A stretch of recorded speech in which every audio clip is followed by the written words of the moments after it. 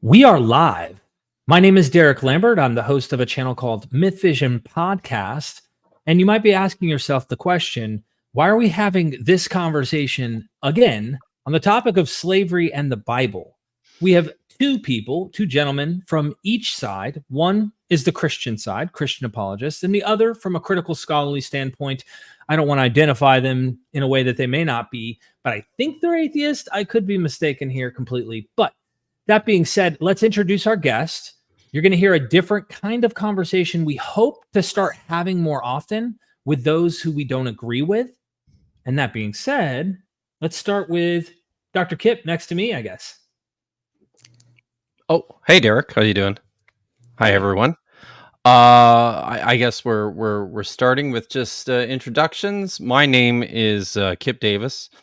I'm a biblical scholar and a specialist in the Hebrew Bible and early Judaism and the Dead Sea Scrolls. I run a YouTube channel that's just under my name, Kipp Davis, and I make content over there tackling anything and everything related to the text of the Bible, ancient Israelite religion, and early Judaism.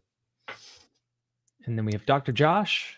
All right. I'm Joshua Bowen. I am an Assyriologist with Hebrew Bible stuff as well, but I kind of work in the ancient Near East, and this has become sort of my topic that I'm known for better or for worse. So I just we have a YouTube channel called Digital Hammurabi. But we just sort of work with the ancient world and the Hebrew Bible. And Gavin, I didn't know what you wanted me to call you, so I'm just calling you Gavin. His esteemed eminence, Dr. Reverend Ortlund. I forgot. I told you, we practiced this. Come on. Gavin Ortlund. I run the channel Truth Unites, and I do my academic work is in historical theology. I do a little bit in other fields as well, not a lot. That's my main academic focus. In terms of my broader ministry and writing, I do different kinds of apologetics, but I would just say broadly Christian apologetics. Well, I could say a word about what leads us up to this video, but maybe I'll do that after Trent gets a chance to introduce himself too. Well, mine's very brief. My name is Trent Horn. I'm the host of the Council of Trent podcast. I think I'm the only panelist here who doesn't have a PhD. I don't think that's ever they won't let me trade my 3 master's degrees in for 1 PhD. I wish there was a way you could just do that. You could just trade them in, but whatever. It needs to be I host Settlers of Catan version. Yeah. I have right? masters for sheep, master's degrees for sheep. So I host the Council of Trent podcast. I've written several books. I wrote a book called Hard Sayings, The Catholic Approach to Answering Bible Difficulties. I primarily articulate and defend the Catholic worldview, Catholic faith, but a lot of times I find myself engaging critics of Christianity on a whole host of issues. And I believe it's important to foster dialogue and engaging, opposing arguments. And Gavin said, hey, they asked me to come talk to them. There's going to be 2 of them. So do you want to come talk with me? I said, sure. That sounds like fun. Gavin and I have done debates against each other before, so it's kind of fun to be on the same side for this one. And Gavin, what led us to this? And then if you don't mind, I'll have a final word before I disappear. Yeah, sure. Yeah. I had put out one video on slavery in the Bible, maybe like an hour video, just kind of basically giving like an overview of a Christian response to some of the, especially I think I had 4 YouTubers in mind that I was responding to, basically just a sort of Christian apologetics video on slavery in the Bible. You guys had made a response to that. I made a response to you, and both of us had kind of mentioned, hey, let's talk as well. And so then we got in touch, and I think you guys suggested, well, why don't you bring someone along to make it not even appear like it's a mismatch in terms of the number of people involved on each side. And I thought of Trent, both for my respect for him, but also just I do think it's fun. Trent and I have debated against each other. So it is fun to be on the same side for once. So I think this will be a productive conversation. One thing I wanted to say too is the way I approach these, and Derek, you were just saying this, and you may say this again, but we're probably not going to convince each other. But there's such a value in productive dialogue just to clarify where the disagreements are. So even if we just have a modest goal like that, I think that's tremendously valuable. Thank you. Yeah. I am just going to be hosting today, kind of refereeing if necessary, but to help nudge this to go along. Because sometimes in these kind of conversations, we get so caught up in the weeds that we don't realize how do we get out of the ditch and back on the road heading to the next destination. So we're going to cover several topics in different locations, I imagine, in the Bible. I'm hoping to nudge us along as we go, but they know what they're going to want to talk about more than me. So I feel like my only involvement will be if someone's hogging the mic, and I don't mean any disrespect. I'm going to try and be as balanced and neutral and fair. I am on everyone's side on this to allow the conversation to go forward. And just like Gavin said, I don't imagine, and I don't know if you probably count on one hand in history, real serious debates that in the middle of a debate, someone changed their mind based on the opponent's position. So it's really for you, the watch, the person who's viewing this or listening to this, that you can decide what makes the most sense in your head. And if you see shortcomings on either end, take your own position. And I'm going to back out, allowing all four of you to have a free, open dialogue. We want to make this as less formal as possible and being able to just communicate as normal humans without too much tension and professionality causing us to feel like we have to be correct or right on every single point and making it combative. We're trying to create a different environment. With that being said, I'm going to back out. We're going to make a hard stop Derek, at 2.5 hours. Did you want to and mention one more thing? If you super chat us, Yep. the panel appreciates it. We thank you. We will not take questions. There's too much to talk about, but we may do follow-up lives and address those super chats that you give today. So we all want to thank you for supporting us, whoever you are, wherever you are. Are you ready, gentlemen? Yeah, I think All so. right. I'm backing out. So, just to give everyone an idea of how we laid this out, we put together about 5 or 6 individual talking points or topics that we'd like to delve into and to discuss. And I think a big part of what prompted this too was I noticed in Gavin's response video to us, he was frustrated. You were frustrated, Gavin, that you felt like we weren't listening to what you were saying and to your argument. And this was sort of the reaction that Josh and I had too when you made your response video. We're like, there's just so many things that were missed that it seemed productive, I think, to all of us, that this is the sort of topic, this is the sort of thing that's productive if we sit down and talk face to face, so that everybody isn't speaking past each other. And I wasn't frustrated, just to clarify that. I mean, Okay. This happens all the time. It's a part of all exactly. ideological clash. Sometimes it's kind of amusing, actually. It is. I mean, I think I'm operating under the expectation now that I'm going to feel like I'm being taken out of context or cherry picked or misread all the time. So, but just to give the audience an idea, we thought we would just each start with a basic statement about where we want to go tonight and how we each individually, each side wants to set this up. And it's useful too, I think, if each of us steelmans the other person's position, and then we can get into it.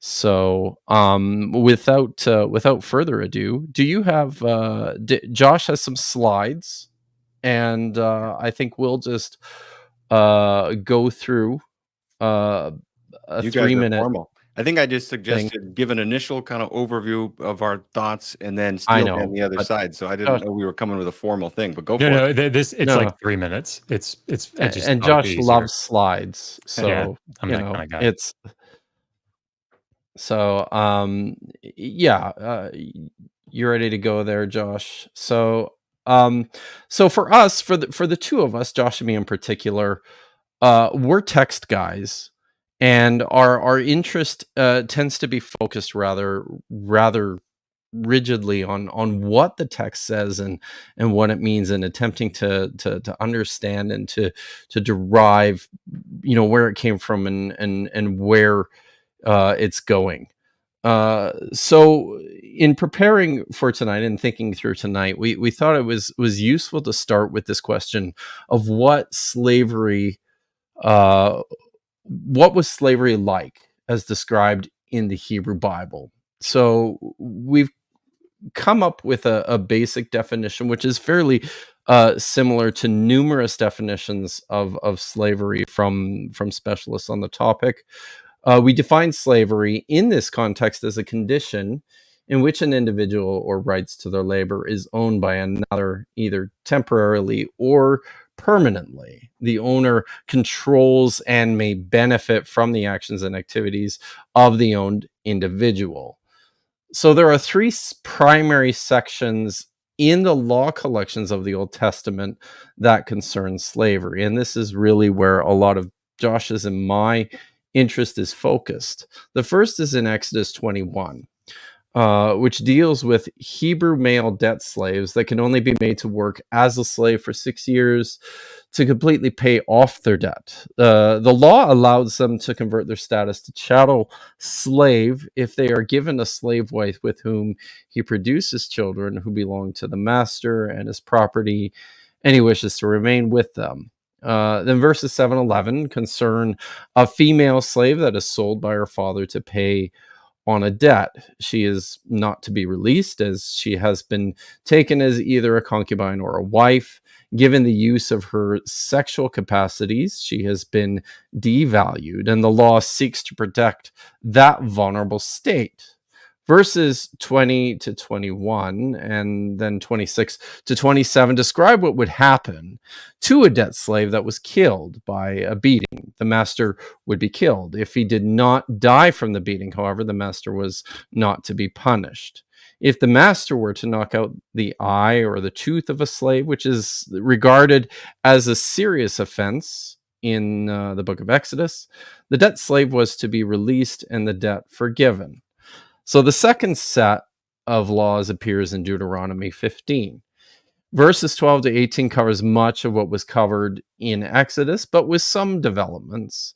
In particular, an Israelite debt slave was to be released with sufficient provisions so as not to easily fall back into debt, and the female slaves are to be treated as the male slaves. And then finally, there's another section in Leviticus chapter 25, verses 39-55, where we see slavery rules for both Israelites, and now this is new, Israelites as well as foreigners.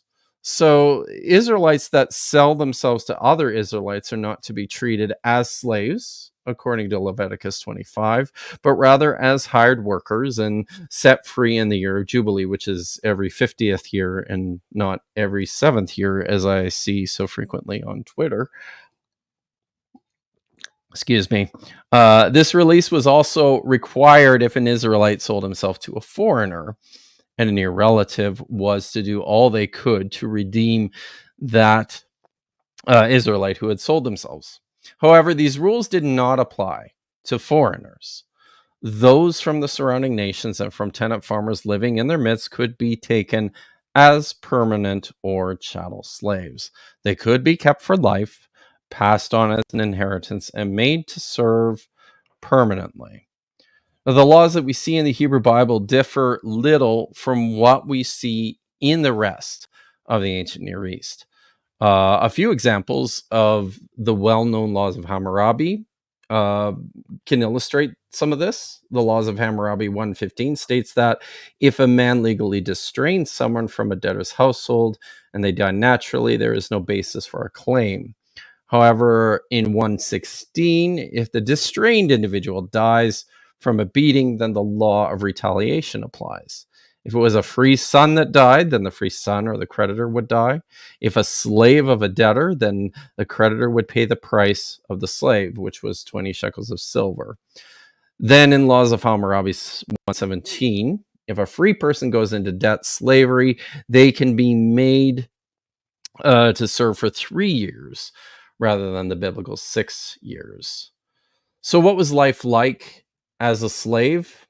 Well, the biblical text indicates rather resoundingly that this was not a desirable position to be in. We see this in such texts as 2 Kings chapter 4, verse 1, Leviticus 25, verses 39 to 43, as we already mentioned. The book of Job describes the stereotypical slave panting for the shade in Job 7:2, and is distinguished in this text from a hired person who is waiting for his wages. It was expected that slaves would be physically disciplined. Proverbs 29, verses 29 and verse 21 indicate this. Slaves were seen to be of a lower social status and were used rhetorically to describe things out of control or in chaos. For example, the roles of slaves and those of higher status were being reversed. We see this in texts like Proverbs 31, 21 to 23, and Ecclesiastes 10, verse 7. The bodies of slave women were not their own. Slaves were used for producing heirs, and the consent of a slave girl was not required for her to be taken as a wife or a concubine. You see this in Genesis 33, Exodus 21, 7 to 11, Deuteronomy 21, 10 to 14. So in short, slavery in the Hebrew Bible is neither a good kind of slavery, nor is it substantially or fundamentally better than what we find in the law collections of the ancient Near East. And I hope this is something that we can talk through in greater detail as we go forward this evening.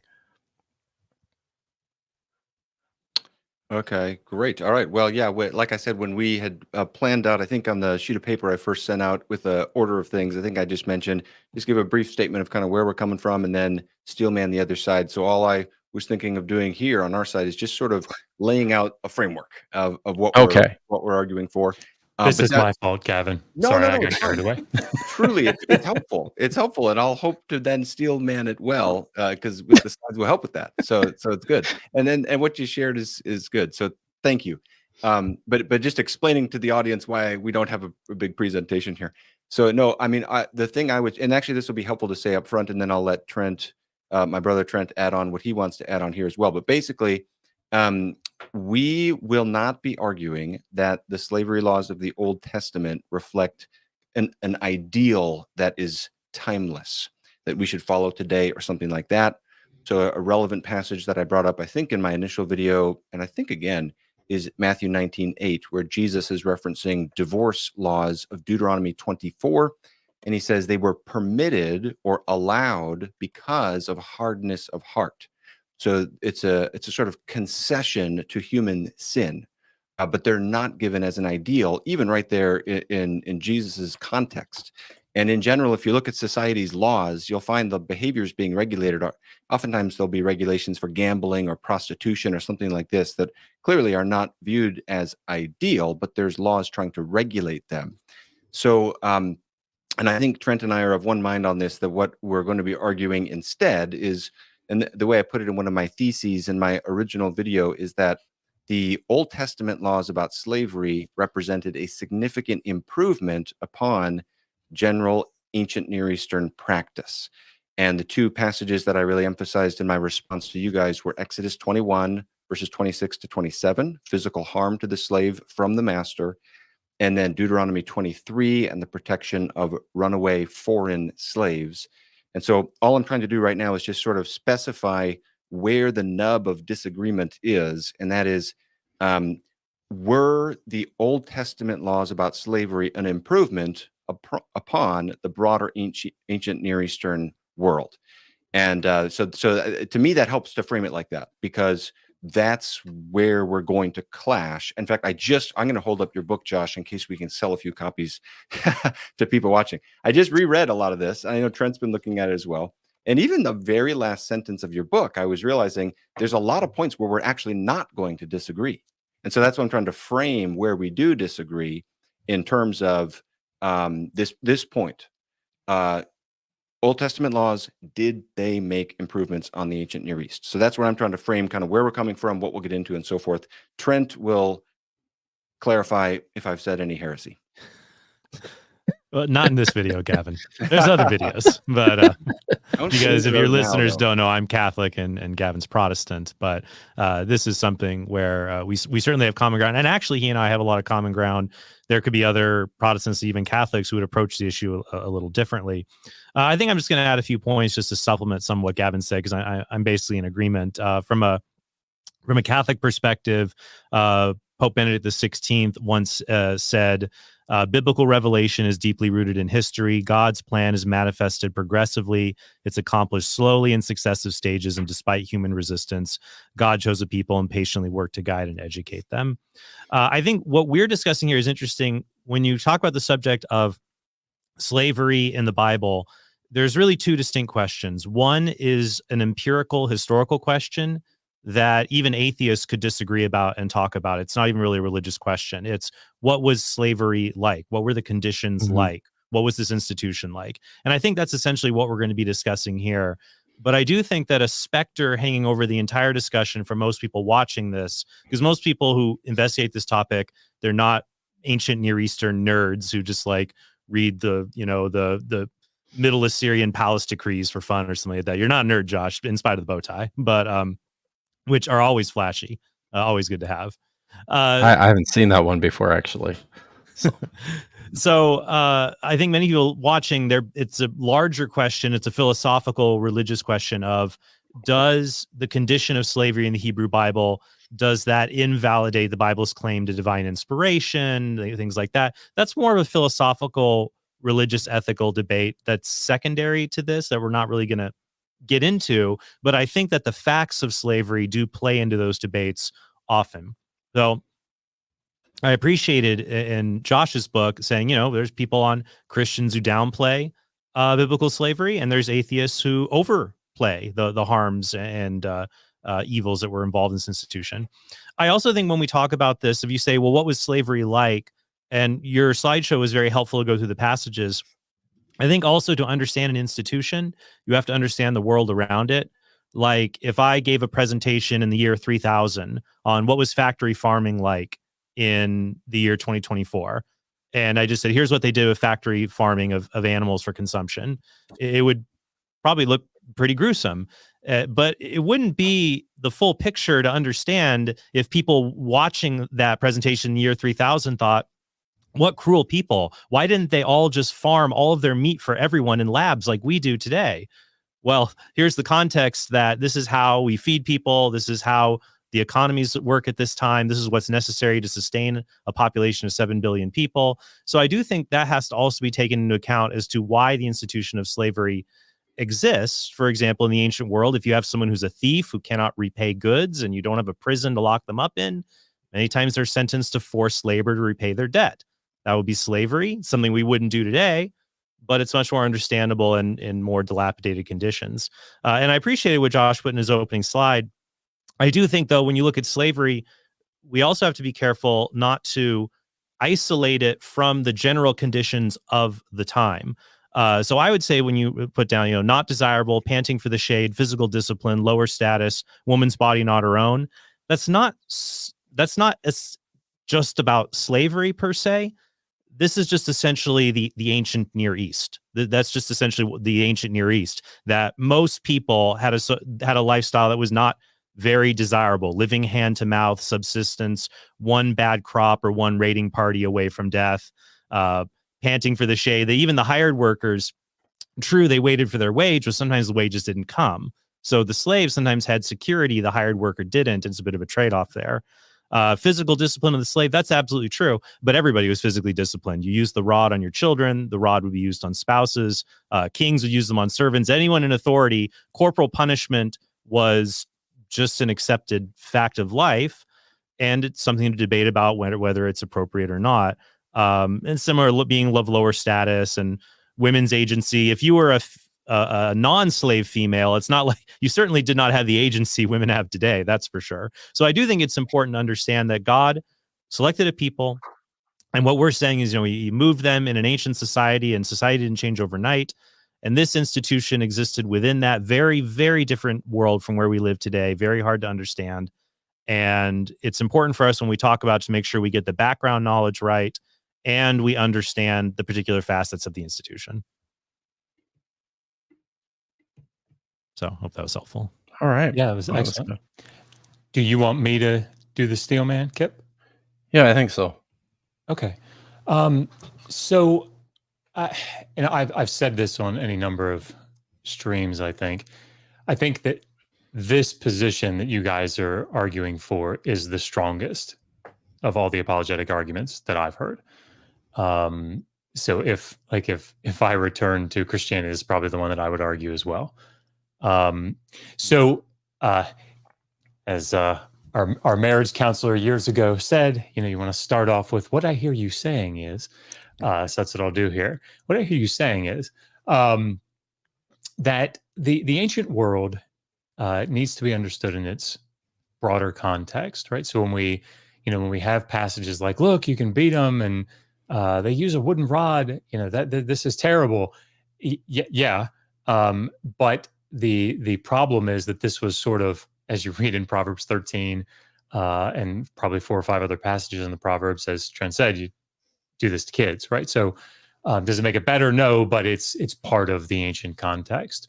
And slavery, I think maybe likening it unto someone who has been a drug addict, and I'm not really well versed in this, so forgive me if I say this wrong, everybody watching, but like if somebody's doing a particular kind of drug and you're trying to get them off of it, you don't just cut them off. Maybe you give them like methadone or something to sort of, it's a step forward.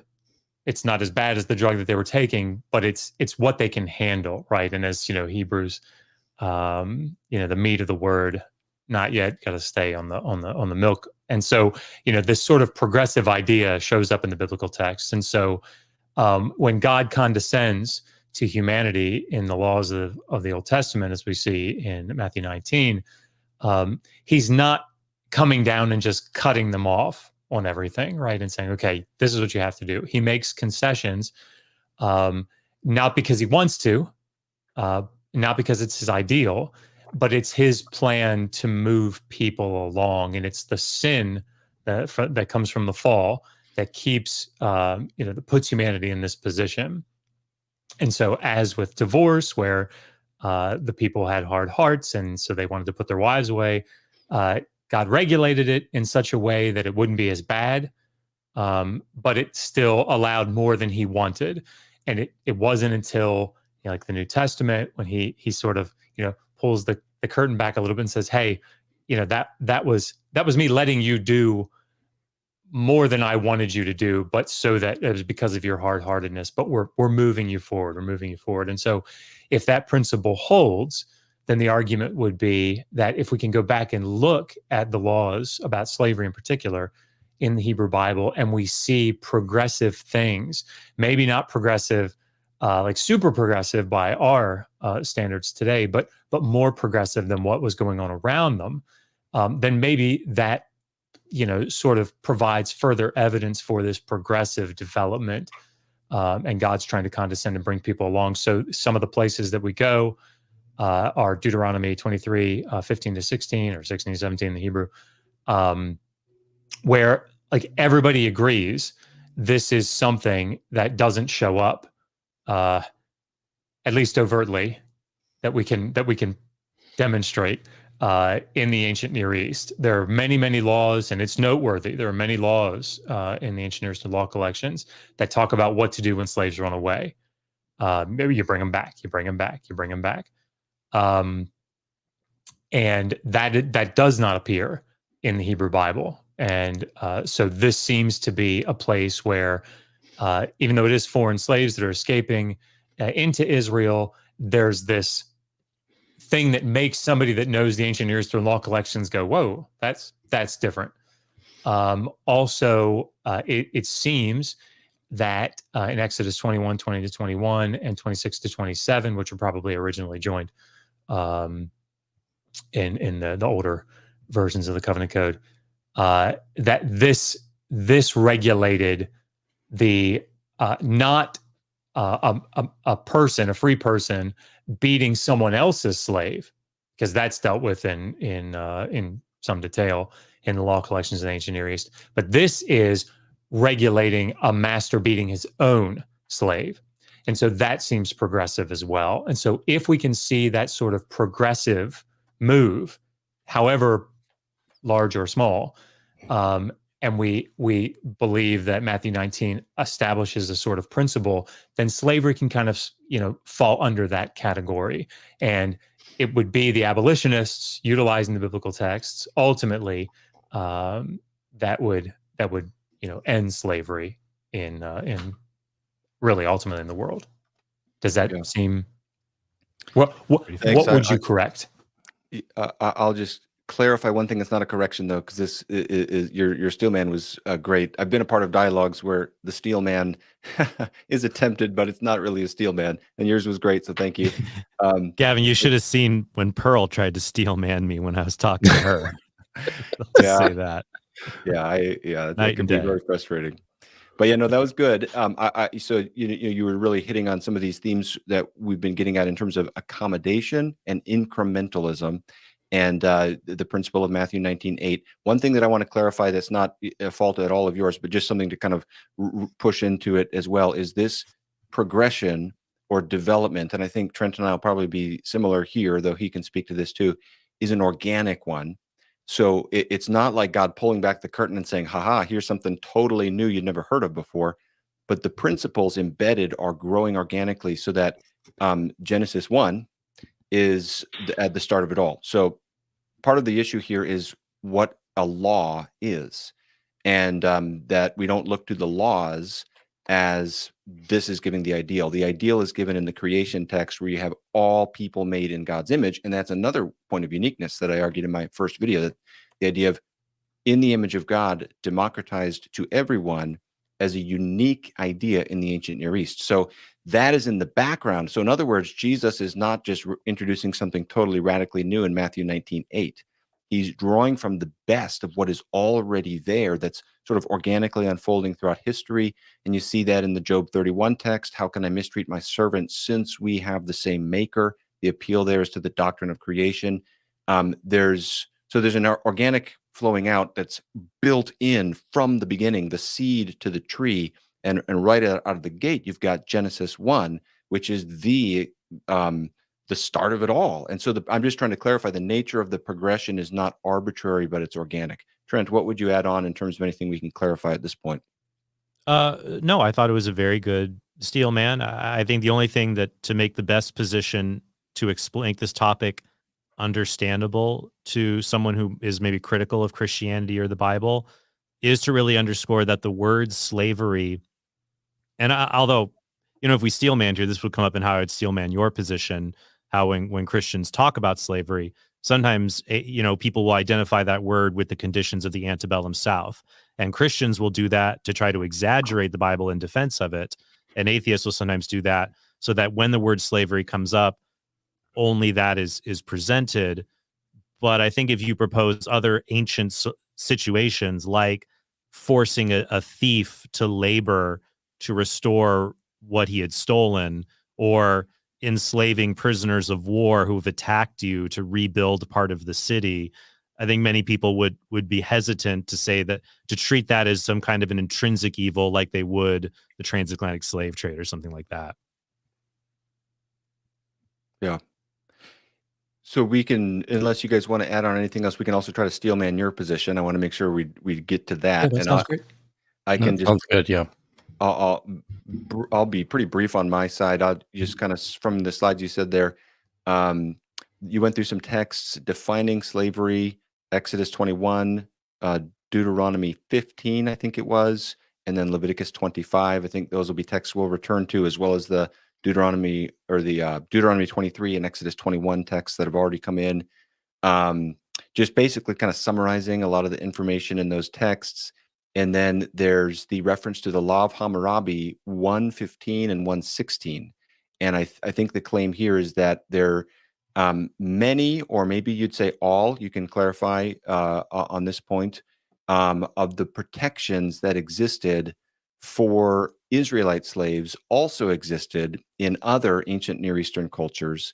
And I think kind of implicit here is maybe not a frustration, but just a understandable response to when some apologists overplay the differences between Israelite servanthood and other places in the antebellum South, for example, as though there were no protective laws in these places. And I think you're trying to point out there are parallels, at least to some degree or another, maybe fully all the way, maybe you'd say, but there are parallels in terms of protective laws for servants and slaves in other places. Law of Hammurabi 115 and 116 being one example. And then there's just an identification of the ways that slavery is bad, that Trent commented on some of these points: the physical discipline, the lower status, the exploitation of women. Those were some of the things I heard you mention. And then sometimes I'll repeat a question that you guys have said that I think is a fair question, and that's the therefore what question. So when slavery is mitigated to some degree, I think there's a concern that, well, yeah, okay, but it's still bad. And this will be an interesting discussion because, as I mentioned, your last sentence of your book, Josh, I think there actually isn't a complete disagreement on the first of the two things that Trent identified, namely just the empirical facts. There actually isn't a total disagreement about that, even though we disagree on the larger worldview implications. So those are a few comments. I'm sure I missed a few things. Maybe Trent can help me in terms of the Steelman here. I think the only thing to Steelman that I think your guys' position is, it's not even necessarily a position about slavery in the Old Testament per se, but perhaps noticing something frustrating that Christians doing apologetics or presenting the Bible, when people bring up the issue of slavery as a defeater to try to show the Bible is not divinely inspired, Christians will not present slavery as it truly was. And so they may do things like pretend that all slavery was debt-based and temporary, or they will compare the laws of the Old Testament to the worst practices of the antebellum South, when you should really compare the laws in each case and the practices in each case to make a fair comparison. And just that in trying to present that the Christian faith is defensible, it's frustrating if let us look under the hood to see the car the way it really is. Don't tell us the way you think the car runs. Let's look under the hood and see the grime and see the car, and let's see if it is worth driving. Yeah, and Kipp, I'll just make a couple of quick comments, and then you should go. Yeah, I mean, I think I don't remember what the last line of my book is, but I suspect it has something to do with like none of this like disproves Christianity, right, or the reality of Christianity. I suspect it's something like that. But do you want to read it, Gavin? I can read it if you want. Oh yeah. Okay, yeah. So well, let me start with the second to last sentence first to set the context. You say, I often say that it is not my intent to show that the God of the Old Testament is a big meanie or to characterize him as a type of moral monster. Okay, here's the last sentence. Instead, my hope is that the reader will view Old Testament slavery laws and the legal traditions with which they accord as a product of their cultural milieu, and that the morality that is seen in the biblical texts can be taken not as prescriptive laws that must be followed throughout human history, but as texts that described actual or theoretical practices in the ancient world. End of the book. And the reason I thought of that is, as everyone has heard, we are not arguing that they are prescriptive laws that must be followed throughout human history. And so that's where we have some degree of overlap in terms of just the empirical facts and even some of the implications for worldview. I'm not saying either Trent or I would sign off wholesale on this sentence, because we'd have to get into the definition of product of their cultural milieu and stuff like that. But there's agreement to this extent that, yeah, this is not a timeless ideal. And we would say, I think it was never intended to be. Yeah. So I think that was a fair Steelman. I guess. Yeah. Well, Kipp, go ahead. Sorry, because I feel like I've talked. No, a lot. You go ahead.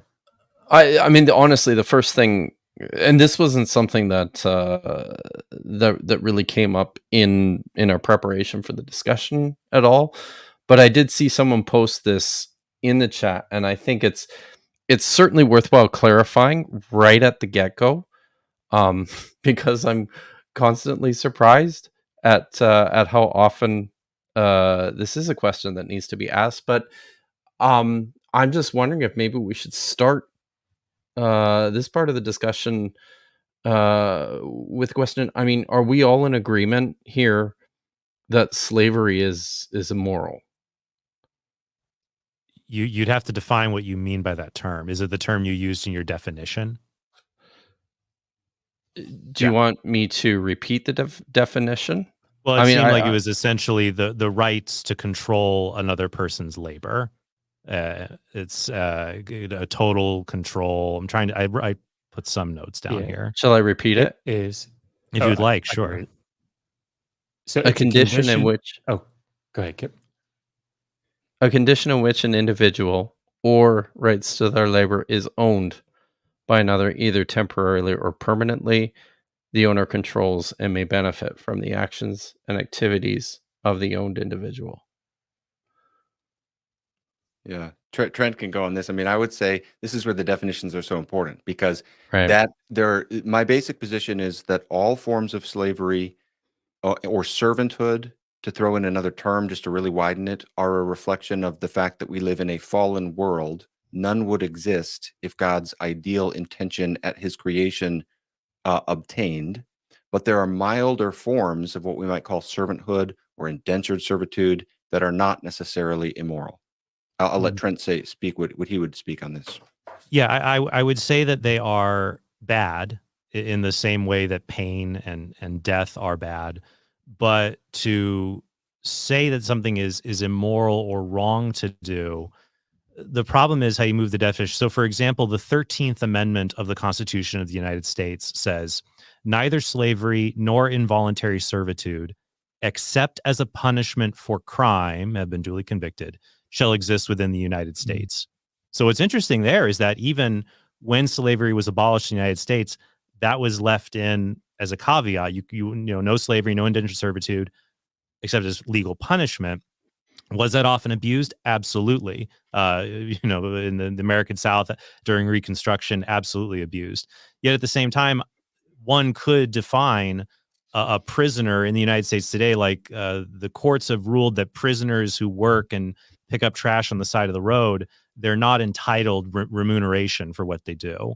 That can be a part of them repaying their debt to society. So if you say slavery is immoral and you have a very broad definition of it, I worry that things that are fairly unobjectionable even today, and then going back to what I discussed about in the ancient world, like you have some ancient law codes. If someone's a thief, for example, the punishment for thievery is amputation of a limb or death. I would say forcing them to be in forced labor to someone is much more humane than amputating or killing them.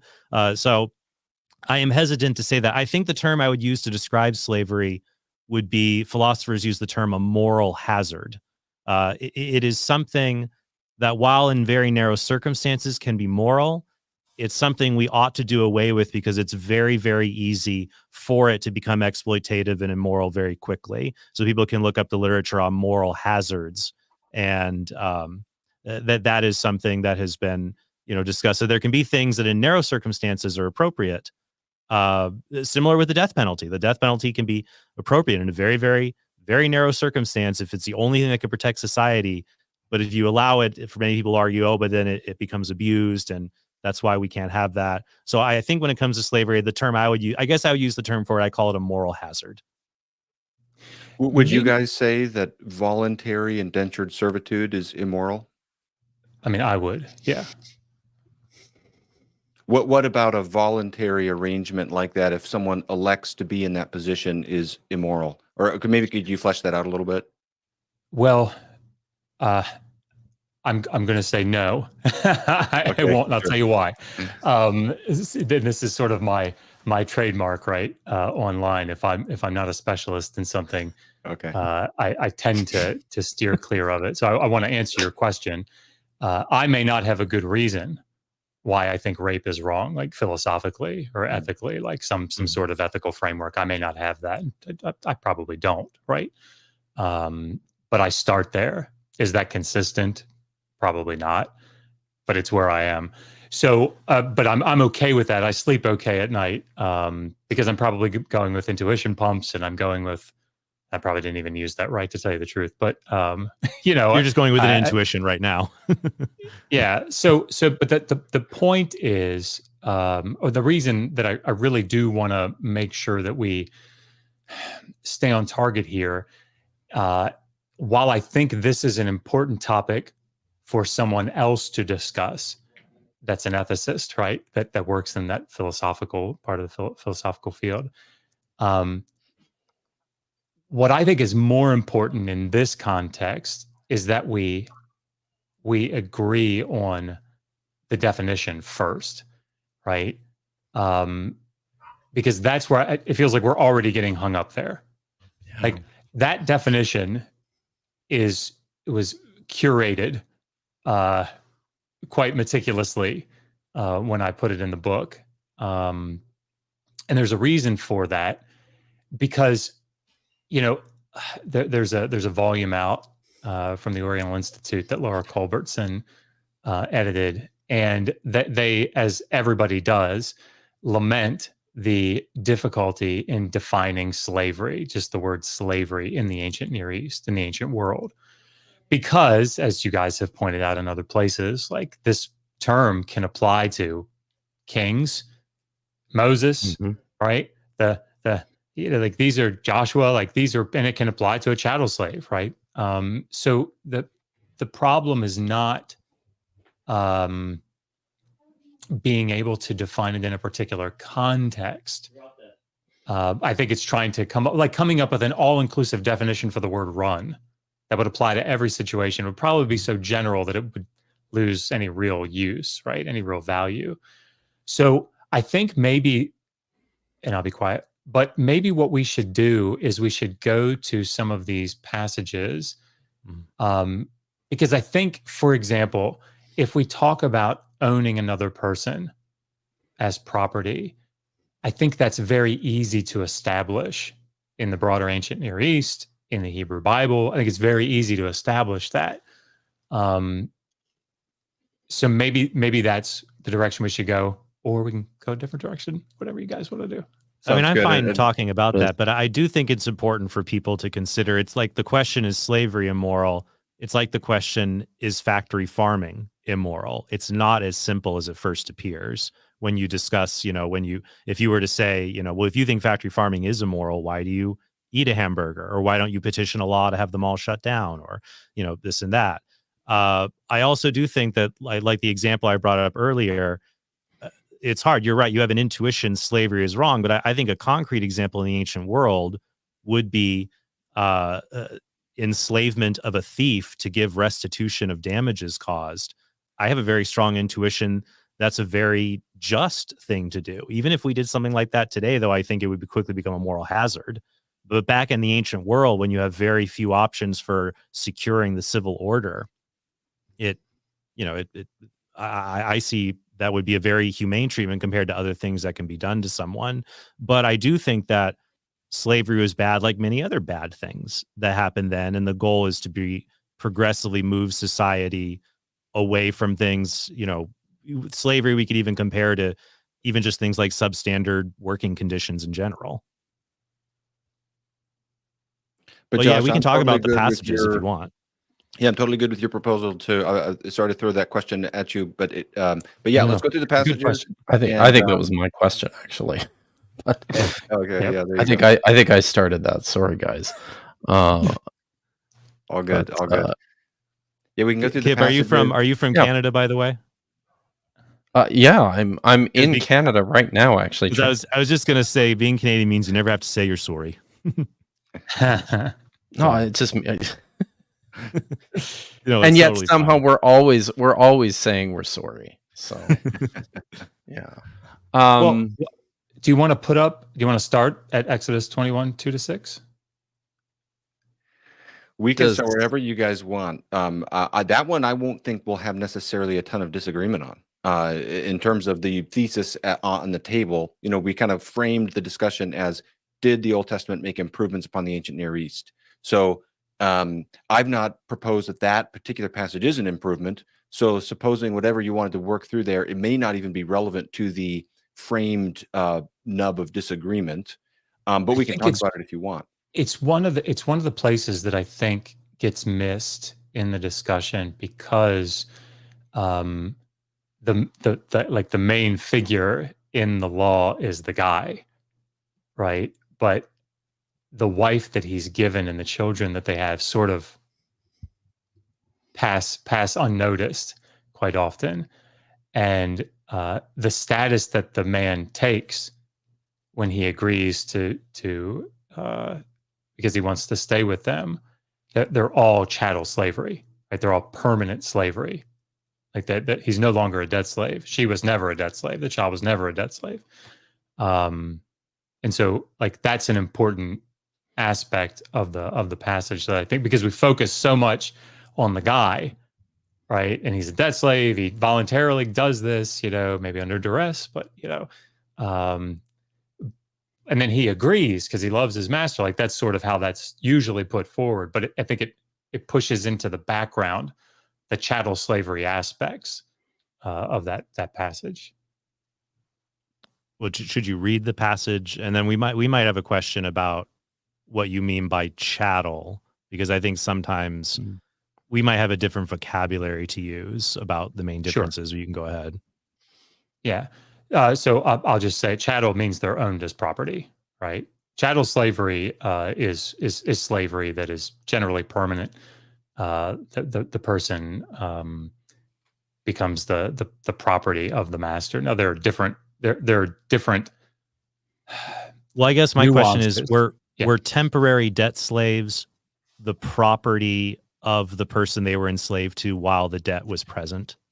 No. Well, no, not in the sense that I'm saying, because they're not considered alienable, right? So pledges, distraints, any kind of a debt slave is considered to be essentially still a free person, ultimately, because they're going to go back to that free status. So that's why there are restrictions on the way that you can treat them physically, and you can't sell them because they're not alienable property. But once somebody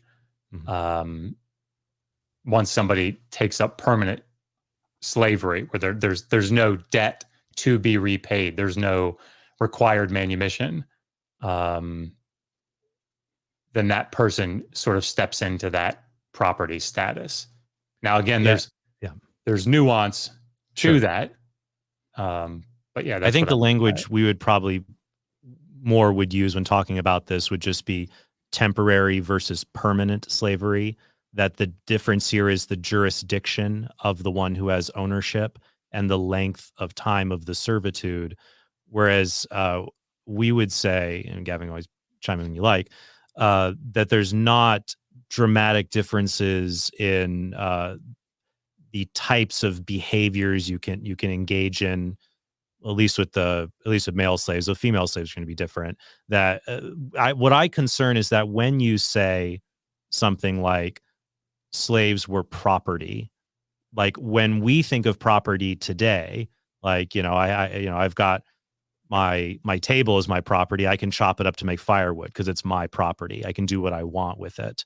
But our contention is that the Old Testament slavery laws, both for temporary and permanent slaves, one could not treat them like you could treat an animal. Like an ox, he could do agricultural work or you could slaughter for food. Didn't matter. But you couldn't do that with them. Go ahead. So just so it's clear, like if that's the case, then under the law in the antebellum South, they weren't chattel slaves either. Right, and I wouldn't argue that. Like you said, compare law to law and practice to practice. So I think like maybe for the audience, like, and I think we would all agree that they were owned as property, but there were laws restricting. You couldn't, according to the law, today, you weren't allowed to. Yeah, you weren't allowed to abuse your slave. You weren't allowed to murder your slave, even though they did. Right? That's not debated. It was I think it's and the same holds today too, right? We can't just do whatever we want with whatever we own. I'm not allowed to abuse my pets. I'm not allowed to burn down my house. I'm not allowed to run people over with my car. So like I don't like the distinction of property means you can do whatever you want with whatever you own. Well, I think there's a broader latitude. And also my concern is when we talk about, well, chattel slaves were property, realistically speaking, when we're discussing authority structures in the ancient Near East, if you were a male with authority, those under you, children, your free wife, they could be grouped under the heading of property. Like in the 10 Commandments, it says, you shall not covet your neighbor's wife, your neighbor's house, your neighbor's oxen, your neighbor's maidservants, manservants. They all get kind of listed there. And the husband had much more authority over the wife that almost you could, I mean, I don't know. I think you would say probably the ancient Near East, the wife was considered the husband's property. But I think that making that comparison sort of serves our point, because the reason that I hear that most of the time is that people say, well, like you could beat your son, and so you love your son, and so you must like love your slave. In other words, it's the comparison is meant to pull the slave up closer to the family, what we consider to be family, rather than the family down closer to the status of slave, right? Like, and so I think that comparison, which you said, serves to sort of solidify the point of what slavery was like, because I think in other words, it doesn't pull slavery up to a better position. It brings the position of other family members down compared to what we think of family members today. Did that make sense? Yeah, I can see that. And Gavin, I don't know if you have, I don't want to keep monopolizing the time of a bad habit of doing that. But I do think looking at a spectrum that for the Israelites, for those in the Hebrew Bible, that you see their ethic of treating other human beings, it's very different than how you would look at like an animal, for example, or even how other societies at the time treated their slaves. And I think that's what Gavin and I, the biggest points we wanted to raise, and I'm fine talking about this beginning passage, but the biggest thing there is that you could be legally punished for harming your own slave. Not for you could have, you could abuse your animal. The Bible even only talks about being kind, to pick up other people's animals if they're burdened or something like that. But you could not abuse a slave that you owned. You could not cause serious injury beyond disciplinary injury. So permanent serious injury. Well, let's go to that. Go ahead. Because it sounds like that's a good place to go. So if we could pull Exodus 21, 20 to 21, and 26, 27 up, or just that. And if I could just make a comment to kind of that will transition us to that as well, and this will just follow up on what you said, because actually, and maybe this will take us to Exodus 21, but this can be a concession to you, Josh, in that a lot of this is terminology. Okay, I would concede that there's ownership. So if that's what chattel slavery means, then yeah, we can use that term. I don't like doing that because I think that has associations for modern people that are very misleading. It brings up other conceptions of other kinds of chattel slavery in which there's a perception of a lack of human equality between the slave and the master. Yeah. And that isn't a reflection of how it was in ancient Israel. For example, in ancient Rome, before the Reformation, the reforms of Emperor Antonius Pius, you could kill your own slave. It wasn't until the middle of the 2nd century after Christ that legislation was passed to prevent people from doing that. So Roman slavery was even like beyond more than some of the things you see in Israelite slavery. So when you have the Job 31 text, the whole rationale, he's saying, and I know that Job was not an Israelite, but this is a text that's incorporated into the Hebrew canon that reflects values that were recognizable to them. The whole logic is I can't mistreat my servant because we have the same maker. And there's if you look at how even the foreign slaves, which I know we're not even talking about with Exodus 21, 2-6, You have intermarriage between the foreign slave and an Israelite. You see that with Jarha in 1 Chronicles 2. You have foreign slaves that are serving in the royal court. There's not a perception of inherent Israelite superiority on the basis of race or anything else. One of the recurrent motifs throughout the Pentateuch, if there's anything that comes through in the Hebrew Bible, those first 5 books, it's I think it's over 36 times. Show compassion for the sojourner among you, for that is what you were in Egypt. And then I would say, in addition to that, I'm trying to state the reasons why I'm uncomfortable with the term chattel because of its associations. The Hebrew servants, if you say they're property or chattel, nonetheless, it functions so differently from other forms of chattel slavery that I'm just worried about an equivocation with that term where people get the wrong idea. Because Hebrew servants, we're going to argue, had significantly greater rights than other forms of chattel slavery. They had the Sabbath rest principle. They had protection from physical harm, which we'll argue in a moment from verses 26 and 27. There were the gleaning laws. There was participation in rituals like the Passover. So you have basically a system where I'm worried if that term is used, someone is going to get the wrong idea by associating this with what, for example, the despicable practices in our own nation's history as one example, when there are real differences that are worth exploring. And what I would say, and I think Trent would say, is some of these differences are not negligible. You know, the protection against physical abuse, that the master cannot harm his own servant.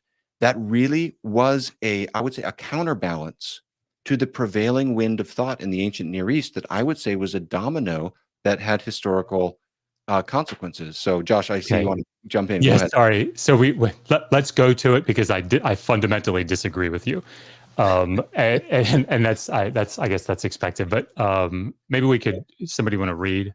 I mean, Why don't I read it and I'll make the Sorry. case, and then I'll just let you respond and say where you disagree. And in making this case, I won't say anything new that you haven't already heard. So you can just, you've already heard all this in my videos. And if Trent wants to comment, feel free to jump in too. But Exodus 21, 26 to 27, when a man strikes the eye of his slave, male or female, and destroys it, he shall let the slave go free because of his eye. If he knocks out the tooth of his slave, male or female, he shall let the slave go free because of his tooth. Now, what I pointed out is that I am not alone in observing that this looks like a unique law. In my follow-up video to you guys, I read through a bunch of Appendix 2. I read through other parts of this book looking for something parallel to that.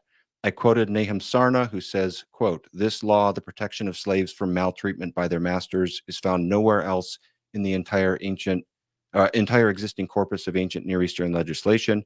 I quoted Chris Wright, who says, "No other ancient Near Eastern law has been found that holds a master to account for the treatment of his own slaves, as distinct from injury done to the slave of another master." I quoted from the Anchor Bible Dictionary, which says, "We have in the Bible the first appeals in world literature to treat slaves as human beings for their own sake and not just in the interest of their masters." And then I have a longer quote from Walter Eichrodt saying the same thing. I won't read it for the sake of time.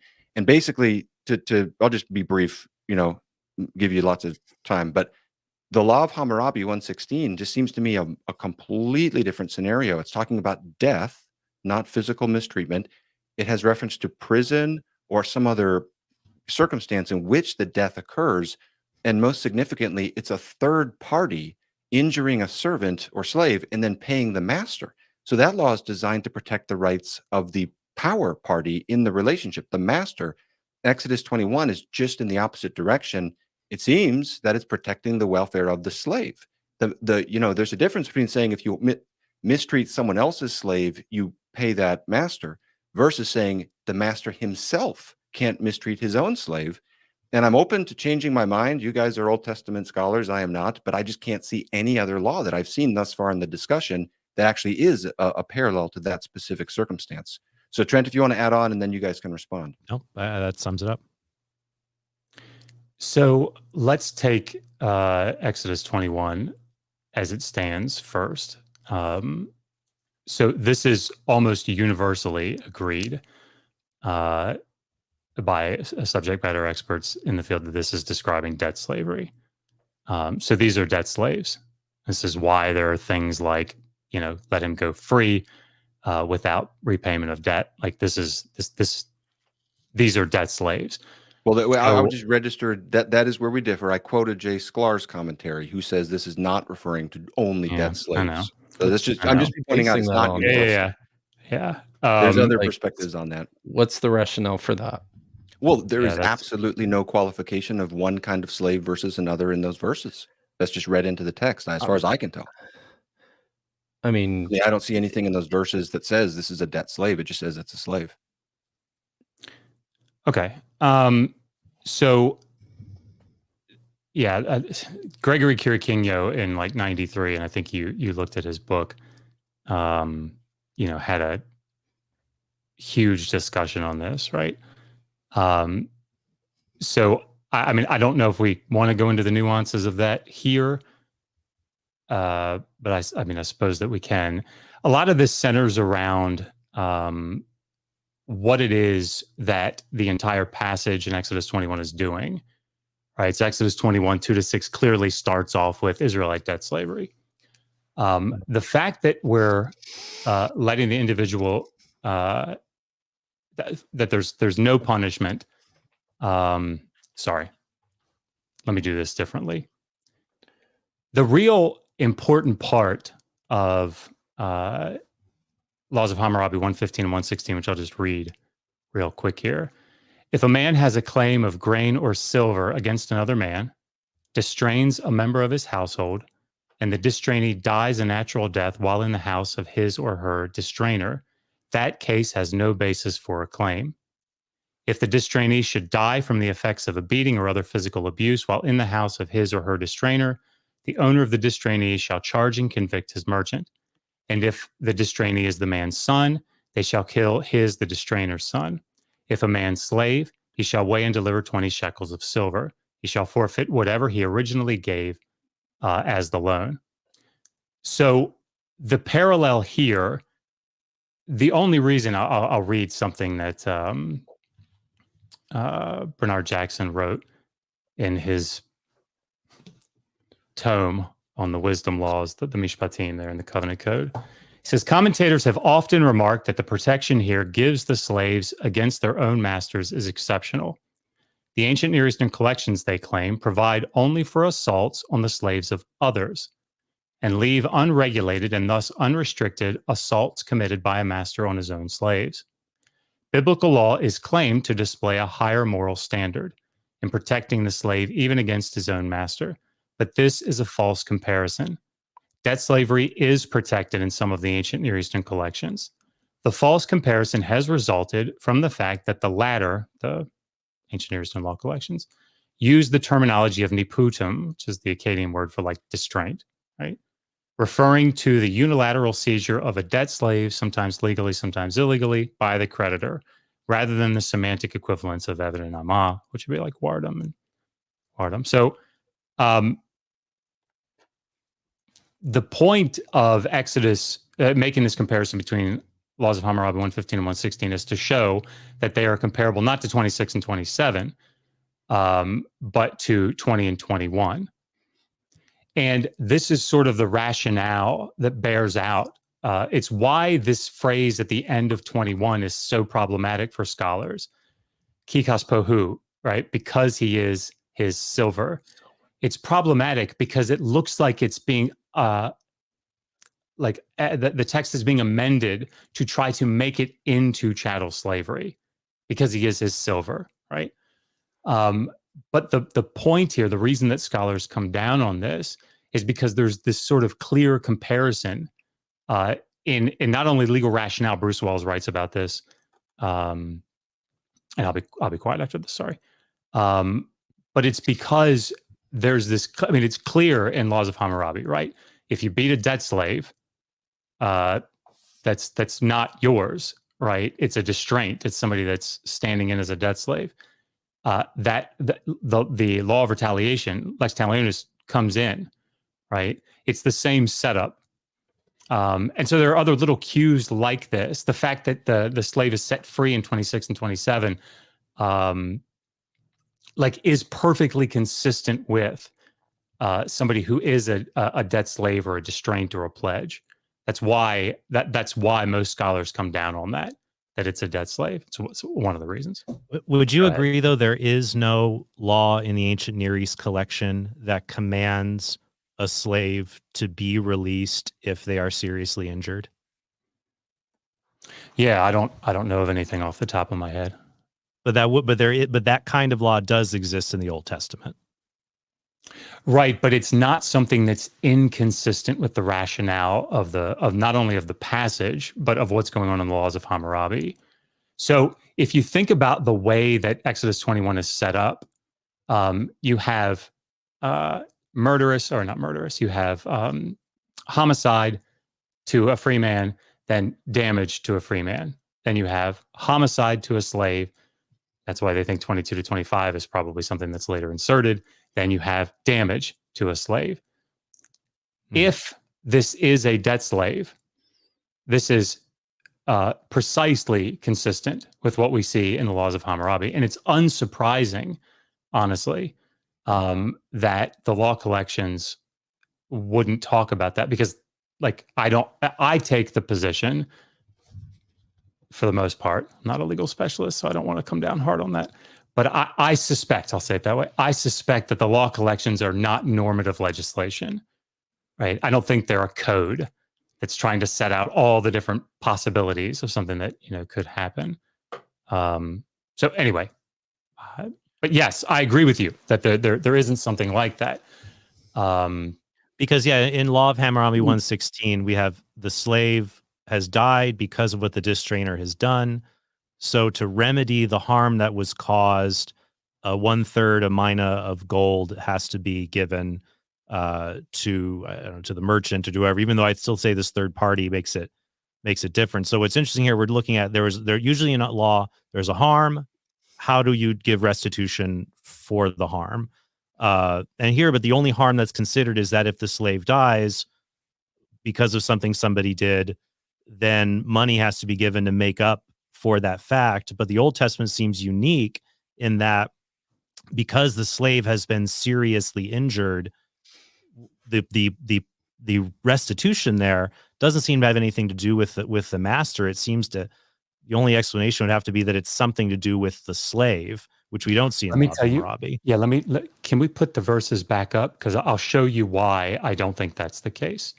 If you scroll down to the bull goring incident, 28 to 32, I won't read the whole thing. I mean, I can, I guess, but all right, I'll just do it. If a bull gores a man or woman to death, the bull is to be stoned to death, and that meat must not be eaten, but the owner of the bull will not be held responsible. If, however, the bull has had the habit of goring and the owner has been warned, so we're talking about a law about negligence here, but has not kept it penned up and it kills a man or a woman, the bull is to be stoned and the owner is to be put to death. So here we have free man, free woman, right? Citizen, they get killed because this guy was negligent, owner gets killed. However, if payment is demanded, the owner may redeem his life by the payment of whatever is demanded. So this is part of lex talionis in general. Right. This law also applies if the bull gores a son or daughter. So again, free individuals. If the bull gores a male or female slave, the owner must pay 30 shekels of silver to the master of the slave, and the bull is to be stoned to death. This is property law. And where I would disagree is I would say that in the ancient Near East, we also have to be careful that it's not just, there's free people and then there's people that are property. You have a wide array of social classes that are technically free, and there's going to be different punishments among them. Like if you look in Law of Hammurabi, you have the people at the highest. Among free people, you have the Awilu, but then below them you have the Muskanu. They're free, but they're middle class. They're not like Awilu, and they get treated differently in the law. And then you have the Wardu, so you have the slaves at the bottom. And this is, so I would say the fact that slaves are of a lower social class condition, and so punishments for them are lighter than someone who is higher in the social class, I don't think that means that it's just that simple person-property dichotomy, because even among free persons, you could have very light punishments for someone who is a free person, but just of a very low social status. Right, but this is the fundamental distinction, right? People, when they talk about the covenant code, when they talk about the biblical laws, they say, "See, look at Hammurabi. You got classes, not in the Bible." But what I'm demonstrating here, I think, and again, this is just sort of consensus scholarship on this. I'm not saying anything that's outside of the norm here. The fact that property law takes over in 28 to 32 with the bull goring, there's a clear distinction between the penalty for that ox goring and I don't even like the word free because I don't think it applies, but that's the best that I can come up with. I actually don't. Anyway, we're going to say free. A citizen, how about that? An Ezrach, right? A citizen that is not in a position of slavery or servitude. How about that? That penalty is paid to that individual or to the person. Like if it's a wife, then it's the husband of that. If it's a son or daughter, it's the parents, probably the father here. But for the slave, the payment is not made, or there is no lex talionis. There's no lex talionis. And that's the other thing that maybe, I don't know. That's the other thing that's telling about Exodus 21, 26 to 27, is the slave is not due lex talionis. Yeah. That's key. I would respond by conceding a lot of the comments you're making there, Josh, but I don't see. So again, the framing of disagreement is significant improvement in the Hebrew Bible over and against the ancient Near East. It sounds like, if I could summarize, we're agreeing on the uniqueness of Exodus 21, 26 to 27. This is a unique, unheard of law at that time in that place, that the master cannot harm his own slave, but we're disagreeing on the implications of that and how to interpret that more broadly. One thing I want to parenthetically insert, I see you want to jump in. Go ahead first. All right. I would not say that. What I would say, it's unique in that there isn't another law in the collections that presents that. I don't think that this is some like radically different legal rationale in the same way that I wouldn't be surprised in the slave. I didn't say the rationale is unique. I just said the law is unique. Okay, as long as that's all we're saying is that it appears here and it doesn't appear elsewhere. Yeah, again, we agree that the law is unique. We disagree on the implications of that uniqueness for the larger world. And what's unique is that if a slave is seriously injured, they must be released. And in that particular instance is not found in the other law codes. And seriously injured by their own master. By their own master, intentionally. And just the parenthetical thing for viewers, real quick, then you go, Kipp, is that this is case law.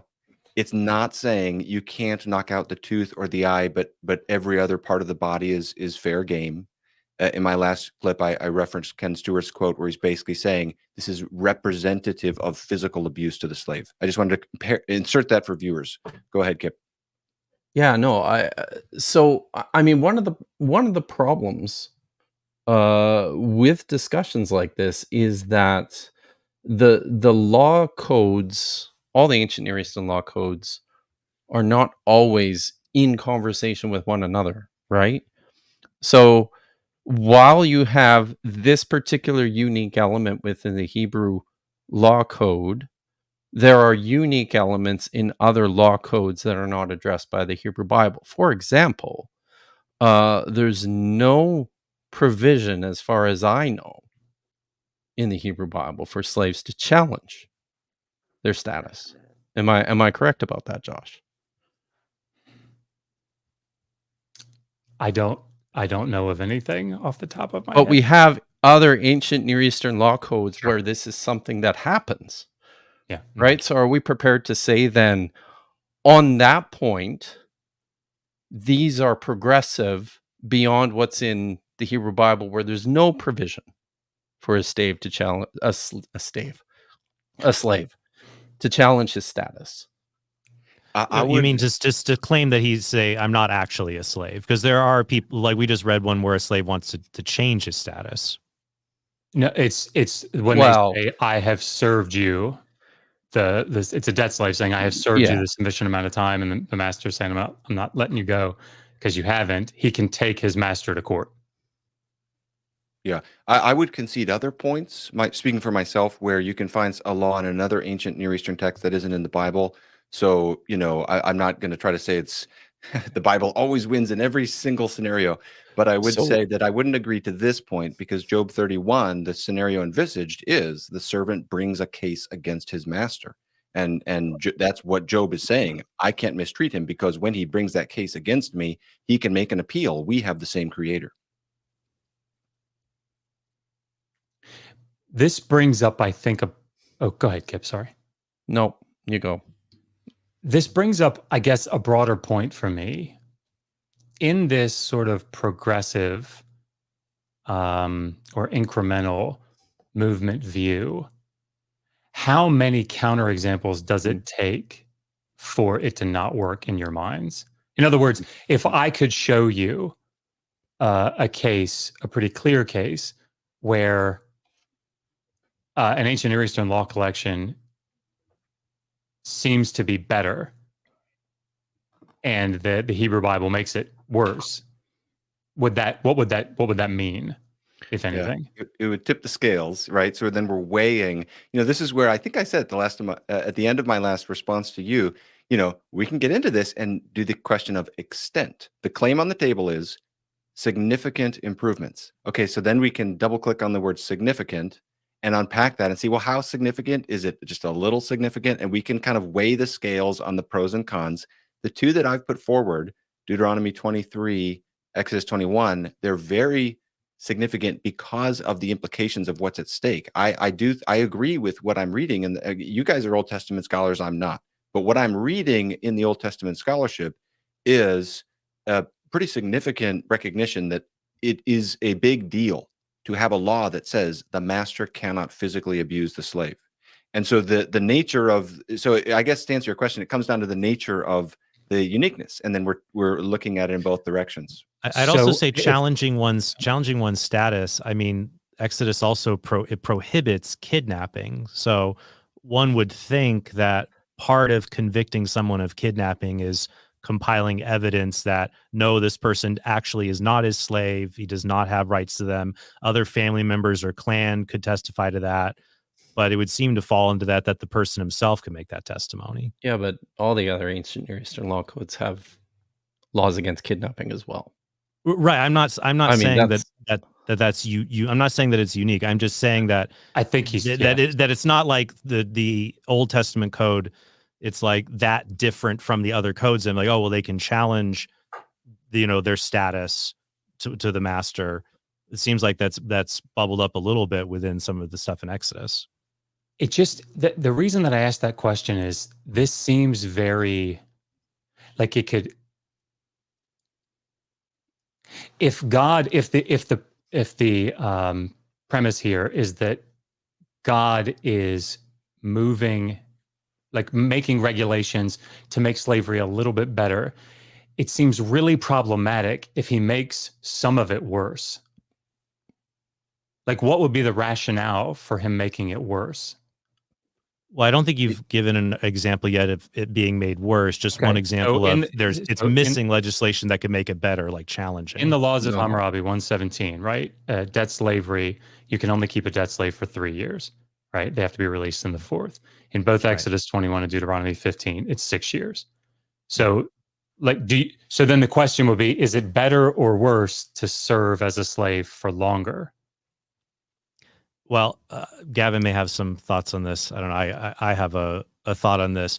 The answer is it depends. So John Goldingay is an Old Testament scholar, and some of his thoughts on the difference there, that it may be the case that it's harsher but more realistic. So on the face of it, it does seem worse to say that the debt bondage is 6 years instead of 3 years.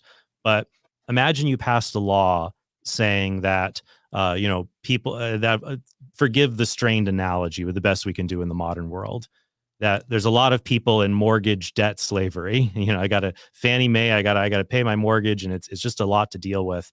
What if we passed a law saying that we're capping mortgages at 15 years instead of 30 years to alleviate people and not have them be under that burden so much? One could say that that's better for people, unless there's unintended consequences, like, for example, the mortgage it's more onerous to undertake, or people aren't as willing to take out loan. Banks are not as willing to offer the loans because they're riskier and they don't know if they'll get paid back. And the comparison there would be, it may be a case that the Hebrew length is longer, because if you shorten the debt slave, why not, instead of 3 years, why not 1 year? Why not half a year? Well, suddenly a master may be hesitant to want to take on someone who wants to sell themselves into debt slavery because their crops failed, they have nothing, and the people who can take on debt slaves may say, well, I'm worried in this short amount of time, maybe I'll get repaid, maybe I won't through their labor. And so if you shorten it enough, it's about a balancing act between those who will seek out relief through something like debt slavery and those willing to take on the risk of housing and providing for someone in this sort of servitude, while also trying to get back the same amount of value in labor. So I think that is something that some scholars have considered in seeing the difference between the two. So two big problems that I see with it. One, it wouldn't factor in at all in Deuteronomy 15, right? Because Deuteronomy 15, you serve for 6 years, but then you're supposed to give them tons of stuff, right? To the point that the master, like the law envisions the master going, what? Like, how am I going to do that? That's not economically viable. And God has to say, I will bless you, right? Mm-hmm. I'll take care of it. It's the same sort of idea in Leviticus 25. So that's the first problem. I don't see that as a factor really at all. I think that Deuteronomy 25 is just taking the 6 year, Deuteronomy 15 is just taking the 6 year that it sees in the covenant code in Exodus 21 and saying, okay, yeah, sure, 6 years, but then you got to give them a bunch of stuff. Now in law of Hammurabi 117, after the third year, you just have to release them. You don't have to give them anything. That's correct. Yeah. Mm-hmm. Okay. So a master might need more time, and they may say, look, because you've had more time with this person, and also that is a part of Deuteronomy, that Deuteronomy is called the second law, to mitigate and help to make these laws better in their application, to say because you've had them for so long, you have accrued wealth through this person's labor. This is what you have to do in return. But I don't know if Gavin, if you had any thoughts. No, I'm not going to have a ton of. I mean, we're fairly in the weeds a little bit, already with this like 6 year versus 3 year vetting. What are the factors that make this good versus bad? I have to confess, Josh, I'm trying to move toward you here and see this from your point of view. I can kind of understand where you're coming from on this, and I don't necessarily have a lot of thoughts. I don't have enough knowledge about the law of Hammurabi versus this to really have a super informed judgment about that specific point at this. I think Trent's comments there were really helpful but I think just stepping back from that particular, I guess the bigger picture here for me, just trying to be really like completely honest, setting my heart on the table for why I wouldn't look at that and say, God is really making things worse in Israel or something like that, is because I have a huge appreciation for how laws in any society actually are not that's not where we look to get the ideal. This isn't where we look to say, and that's been informed by Matthew 19:8, but it's also informed by Genesis 1 and the uniqueness there. And I would say, I think all of us are in agreement that the worst things we see in slavery are things we all want to oppose. This is terrible. We all want to affirm human dignity and human equality. For me, the Hebrew Bible, you have to read it as a whole, and it really is problematic if and this is, I'm just saying this, we can go back to the 6 years versus 3 years if you want, but I'm trying to sort of just be really candid with you in terms of how I think this through as a non-specialist on that specific point. You have to read the whole Bible in its context, and if you just pluck out the laws, that's not actually giving you the big banner over it all. But Gavin, that's what you're doing, right? That's why I'm doing this, is because you guys are pulling, because you guys are pulling out Exodus 21, 20, 21, and 26, 27, and holding it up and saying, see, it's better than the other ones. And what I'm saying is, okay. The banner, when I say the big banner, I mean like the ultimate worldview of these people, and then the question of what is God's intent for them. It's true, we can single out one verse to make a particular point. So I single out Exodus 21, 26 to 27, Deuteronomy 23. I see those as very significant differences. And I think I would see those as way more significant than mere time of service. The quality of service, the protection of physical abuse is significant. And then the Deuteronomy 23 passage, which I think we should, if we have time to cover that one, that might be helpful. If this law is instantiated, it makes the nation of Israel a safe haven for runaway slaves in that region. And the rationale for that law, which is unprecedented anywhere else, is for the good of that person. You shall not harm him. And when I hear those last 5 words, you shall not harm this foreign runaway slave, I read that in light of what I see as the motif of all of these books, and that is this concern for the welfare of the servant. I see And my Trent's quick got a comment addendum on onto that, like what Kipp mentioned earlier, like, well, in the Old Testament, there's no provision to challenge your status. That's true. But in the Old Testament, there also aren't any commandments to return fugitive slaves, which is very interesting that in Law of Hammurabi and these other codes, you can be punished for harboring slaves, commanded to return them, required to compensate those who return slaves. There's nothing like that in the Old Testament. So it's interesting is the Israelites, they don't seem to be as concerned about, when about the problem of runaway slaves needing to be returned. In fact, Okay. they're commanded not to return them. Okay, so let me say a couple of things, and then Kipp, sorry, I feel like I'm just hogging this mic, man. So the reason that I'm singling out Law of Hammurabi 117 with the 3 years as opposed to 6 is because it's in response to you guys singling out 26 and 27 Sure. and doing this comparison, right? Fair enough. If you're asking me, I say, I mean, look, let me read a very short quote here by Bernard Jackson on this topic. There is, I think, a salutary lesson to be learned from this comparison, and it's the one that we were just talking about. It is all too easy to allow apologetics to enter into the comparison of biblical with ancient Near Eastern law, apologetics which take the form of showing the moral superiority of the biblical to the non-biblical collections. I do not, in this case, attribute such motivation to the claim. So he's talking about that there. But even if we do take the Exodus provisions as referring to slavery in general, the comparison does not lead in a single direction. Biblical law, making these assumptions, may give a protection to the permanent slave, which is absent in the ancient Near Eastern collections. But conversely, the protection from maltreatment according to the debt slave is greater in Hammurabi than it is in the Bible. The latter comparison, we may note, is consistent with the shorter maximum period of service for the debt slave, which Hammurabi sets at 3 years as opposed to the biblical 6.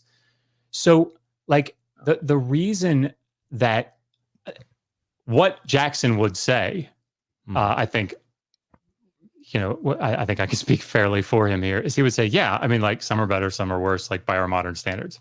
Yeah, I mean, it's why I say it's like fundamentally they're all sort of on the same par.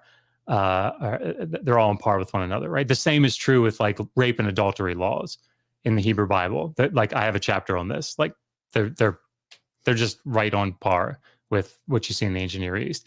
This is sort of what scholars like Ray Westbrook and Bruce Wells, this is what they talk about. Yeah, good. Oh, Sorry. No, it's okay. I was gonna go on to Deuteronomy 23, but if you wanted to comment on that, please go ahead. No, I think that your objection, I think, has merit to it. I think here's where the difficulty will lie. I think we can make easy judgments on what society was more humane when it came to slavery, America in 2024 or 1824. Like, it's very easy to make that judgment right there. But then, like, a question that could be posed to both of you might be, in this particular window of the ancient Near East in this time period, when you look at the laws, like, if you had to make a judgment, was there a set of laws that were more humane than others, or, like, would you just say, well, they were all about equal, just some had perks here, others had perks there, but it's all kind of a wash in the end? It's a good question. Kipp, you want to go first? So I think on that question, now I have a couple of thoughts here. In the first place, I would say that there are often, I guess I see many of and this is part of the problem. Much of the biblical legislation on these sorts of things tends to be vague enough that we're in this debate, right? Mhm. And I think for that reason, it's problematic. And I tend to go in the direction that it's more of the same across the board. Like it just the Hebrew Bible legislation, the various legislations look to me just as reflections of the period and the region. I don't see dramatic improvement. It's it's what I would expect of just people, sorting out their own So legislation based you on don't what you don't and think but that I, sorry, go ahead. I've got one other thing to say here Go though ahead. too. So one of the other problems here is that we're not talking about and this is from a scholarly perspective. What tends to happen is we have to treat these texts not univocally, but we have to take a look and see where they came from. And in that respect, then you say, yeah, the laws in Deuteronomy are clearly written in response to stuff that's taking place in the covenant code. You brought up the legislation in Deuteronomy 23, which provides clarification or extra provision to what takes place in Exodus 21. So in that respect, I guess it would depend on which law code you're talking about and which time He means period. 15. Or sorry, Yeah. I did mean 15. And which time period you're talking about, because one of the problems with the quote unquote biblical laws is that there's a pretty dramatically complex period and of development here in terms of the material that makes the question more difficult. Yeah, Josh. Yeah, I mean, I think when you this idea of the lack of univocality, right? I mean, we have different law collections, right? And so when you look at comparing something like the Covenant Code in Exodus 21 to the developments in Deuteronomy 15, and I think ultimately in Leviticus 25, Mm-hmm. there's a key feature that seems to show up pretty strongly in both of those latter passages, and that is supernatural provision. Right? So what Yahweh is saying is like, I want you to give significant provisions. How's that going to work? I'm going to supernaturally provide. And in that sense, absolutely. Like if that were actually going to happen, that's where I'd want to go, right? Like, there's just no question. And the same is as an Israelite, right?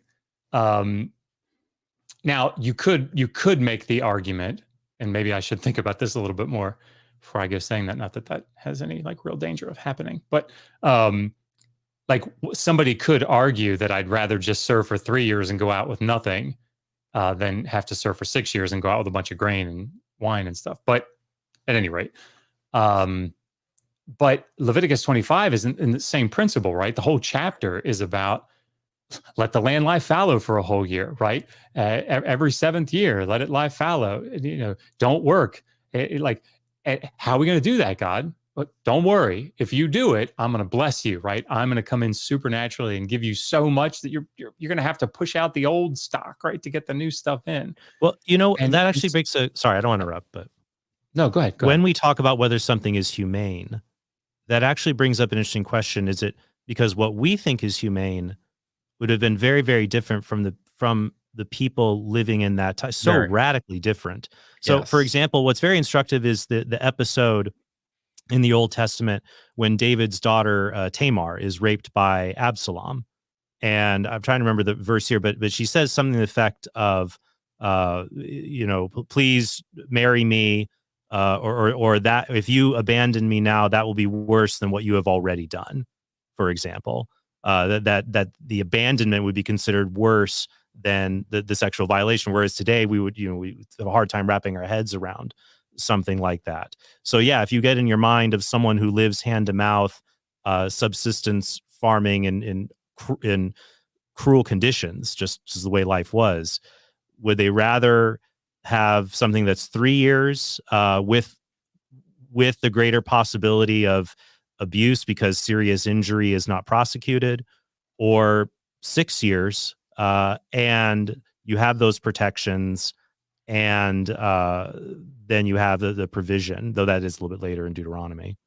So yeah, I think when we talk about whether it's humane, we have to be careful about our perspective or their perspective. I mean, I do want to push back.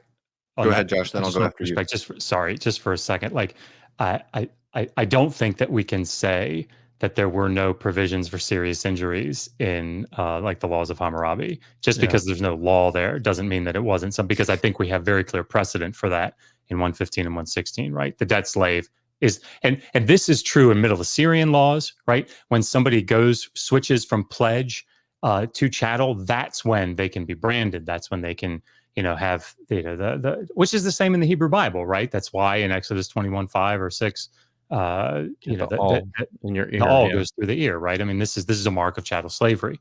So, like, I do not concede that. Just so it's clear. But yeah, go ahead, Gavin. No, that's cool. It's helpful. We're just clarifying disagreements and drilling into where the disagreements lie, and then the conversation goes forward. We keep talking. So it sounds like we're agreeing on some uniqueness in each direction. We're disagreeing on what that sort of entails for the comparative evaluation.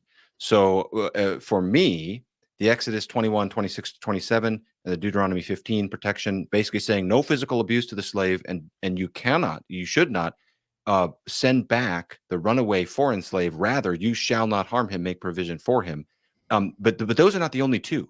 So just to be clear, when we're tipping the scales like this of what's better and worse, the behemoth is Genesis 1, which says every single human being is made in the image of God. Whereas I've only found one other Egyptian text that has that kind of categorization more broadly, and even then it's not for everyone. But almost in all the other examples, and in my initial video I put a lot out on this, it's that kind of classification is only for the royal figures. And I would say the reason this is not a negligible difference between Israelite culture and the other ancient Near Eastern cultures is its historical consequence. I know we don't want to get out of the Old Testament too much, but I need to say that Genesis 1 has done so much to get us to where we are today. This, and if I could just finish it with like two sentences, this was the hammer in the hand of the abolitionists. Everyone is made in the image of God. Because of its historical consequence, I think that lends credibility to the fact that this is a unique contribution that the Old Testament made to the world. Right. There was a Mesopotamian proverb. It's real fast. Stephen Bertman, his book, Handbook to Life in Ancient Mesopotamia, published by Oxford University Press. A common proverb at the time was, man is the shadow of God, but the king is God's reflection, noting that being restricted to royalty. Yeah. The language, yes, it's a royal expression. It's actually fairly common in quite a number of Egyptian texts, less so Mesopotamian texts, and I mean this is the concession that Josh and I are happy to make here. He's holding his breath. He's wondering what I'm about to concede here, but this is the concession that I think we're both happy to make, is that Christian abolitionists certainly contributed to the end of slavery, and that it was their understanding of what's going on in Genesis 1, which was a driving force behind that. Now, and I appreciate that you guys approach this from a theological perspective, in an effort to demonstrate, I think, what are already deeply held convictions, visceral ideas about about this. But as as scholars of the Bible, within biblical scholarship, something that we're intent on doing is attempting to understand these texts in two ways. First, in the ways in which they were written and promoted to their original audience within their original contexts, then as they were developed and as they were understood and received by various communities and reshaped as they continued to be received over the course of hundreds and thousands of years. And as much as I appreciate the contribution of a text like Genesis 1 to more modern ideas of the dignity of man, as a scholar, when I go back and I look at what's taking place in Genesis 1, before I can get there, I have to understand the place of this text within its original context. And so much of what's happening there just is, I would say that the focus on human dignity as a feature in that passage is missing the point, or just getting the original context wrong, which is fine because this is how texts work, right? Texts aren't static and they don't stay in the same place. They are read and reread and recontextualized over time. But for my part, I need to know first what this text is about when it was first written. So I think in that sense, I mean, in everything that I can see, and this certainly works, with it, understanding what this is, being created in the image of God, in the first place.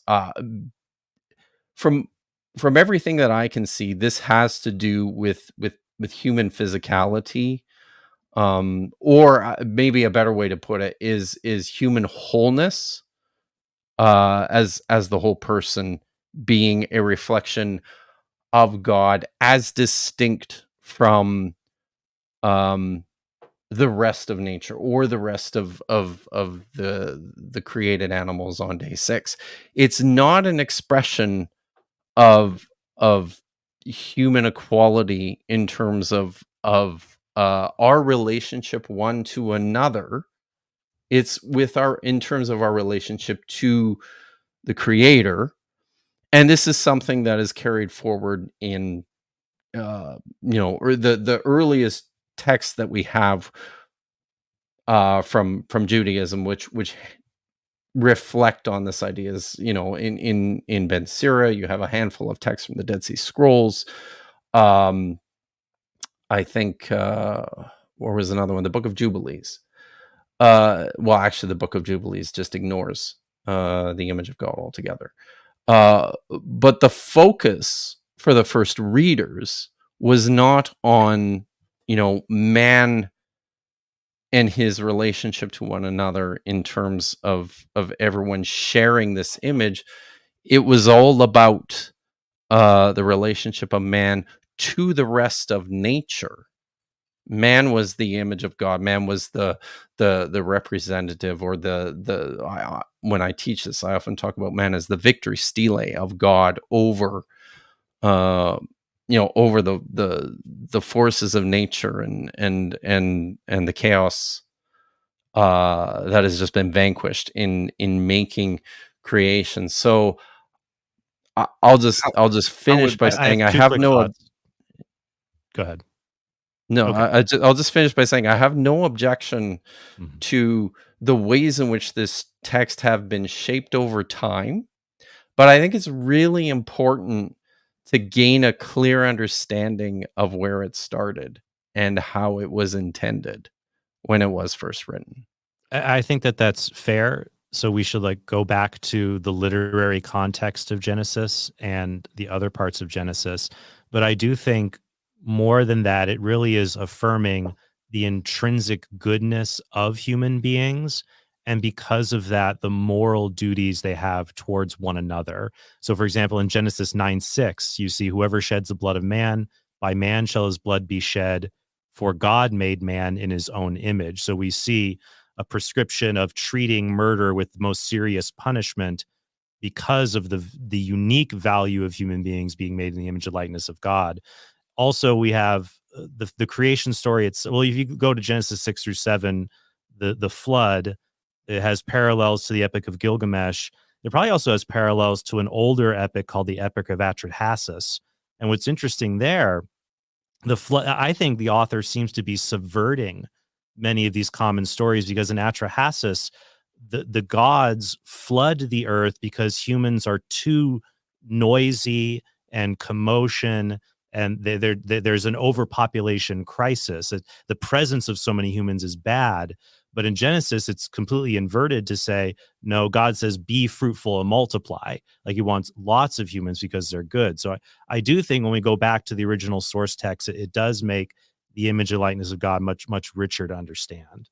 And that's all I was going to say too. Trent took the words out of my mouth, but he went on beyond what I was going to say. I was just going to hammer Genesis 9:6. I don't think it's credible to say in its original literary context, creation in the image of God didn't have implications that made the emancipation effort a legitimate application of the text, because in the text itself, there's a similar concern for the value of human life on the basis of creation in the image of God. That's how I'm looking at it.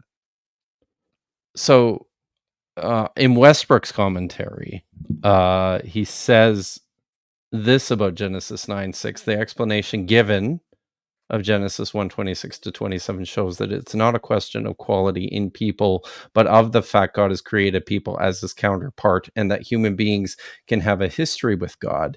The image and likeness of God is only there in the relationship between God and the individual. Murder then is a direct attack on God's right of dominion. Again, this is still a reflection back on not so much this is still a reflection back on the point of the story in Genesis 1, which is dominion over nature.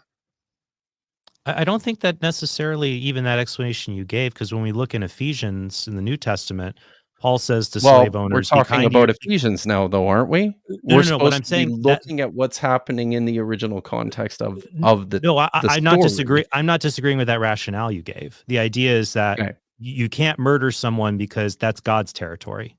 Like he has the dominion over that.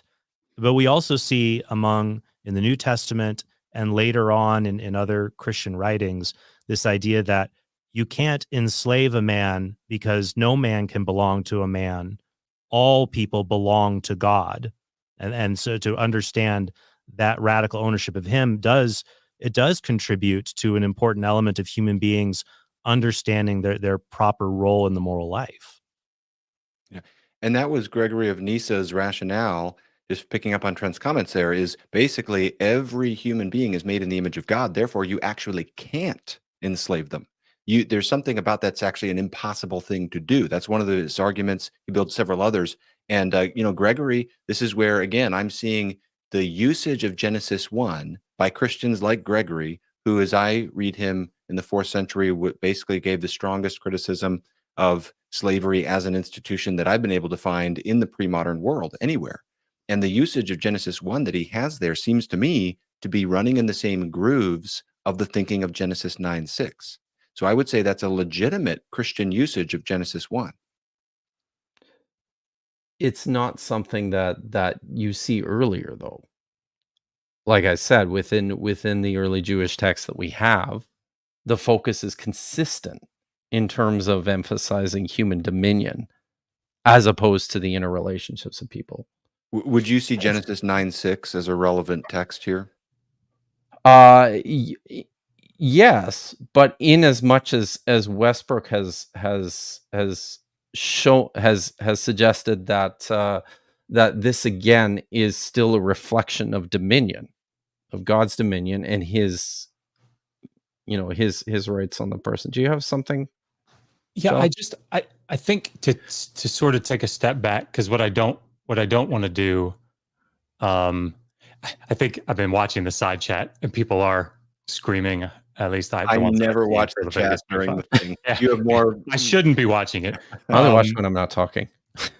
I think it's important for us to say, because Kipp and I talked about this on the phone before we came on here, like theological interpretations of texts. Great. Yep. And I was wondering if the thumbs up thing was going to pop up, Gavin. Yeah, right. Let's see Oh. if we can do it. Yeah, go in your right. FaceTime, turn on reactions. Right. Wow. But so when people take interpretive frameworks, like the abolitionists, right, and they say that this is how we understand this text to fit in through our Christian lens, amazing. That's fine. That's not. This is why I really don't buck a lot against even this Matthew 19 thing, right? I don't think it's right, but I like to say that I think it's the strongest case because it's a theological interpretation, right? It's coming to the text through a theological lens. And that's not really what Kipp and I do. And so I'm happy, very, very happy if at the end of this conversation, we all agree on things like there was debt and however you want to call it, chattel slavery, people owning other people as property, right? Being able to pass them on as inheritance, having the master can make them serve forever, all of these things. If we can all agree on those sort of basic points, like I will say success on my part, because these are the big things that we run into all the time, right? I do think clearly that Deuteronomy 23 does not do the legwork that I think you guys think that it does. And I would like to talk about that passage. But like for the most part on these theological interpretations, I have questions about it. I think I have pushback on them, but they're not really like a huge deal to me, if that makes sense. I understand. And I think for us and Christians understanding Scripture, I think Pope Benedict XVI once said that Christianity is not a religion of the book. It's a religion of the Word who is Jesus Christ. That we have to understand there's, of course, a literal sense of the text as well as a spiritual or a larger sense of it. And so in understanding what God has revealed, we have to balance that. I'm not going to get into this because it's a whole different topic we could talk for hours and hours about. But the other big one in the Old Testament is the allegations of genocide. And so is the text, is it literally saying this, or is there something else that's involved? And a greater clarity can arrive about what verse, what's involved there. Or a simple example might be in the Old Testament. It often uses the phrase "he thought in his heart." And a lot of us interpret that poetically, but everybody actually did think the seat of human thinking, what prior to the 17th century, was in the heart, not the brain. That took a little bit while for people to figure out. That's not a problem for Christianity because we don't treat the Bible like human anatomy textbook, but that doesn't mean everything that's being said there is false. That it still reveals that someone in their innermost being thought of something and cherished this. And so I think that the theological explanations or the deeper explanations of the text, they are not escape hatches. They're not irrelevancies. They are connected to the literal sense, but they help us in this general trajectory of understanding what God is revealing through a broken and sinful people who develop their understanding throughout time, if that makes sense. And I would say, just adding on to that, all of us have biases and all of us read a text in relation to larger things that we bring to the text. Of course. So this is the human dynamic that we can't escape. In my response video, I was trying to kind of acknowledge We're very my cynical. biases, that I am a Christian. I love the Bible. I to me, it's like oxygen and hope. And I just try to acknowledge my biases, but we all have those biases.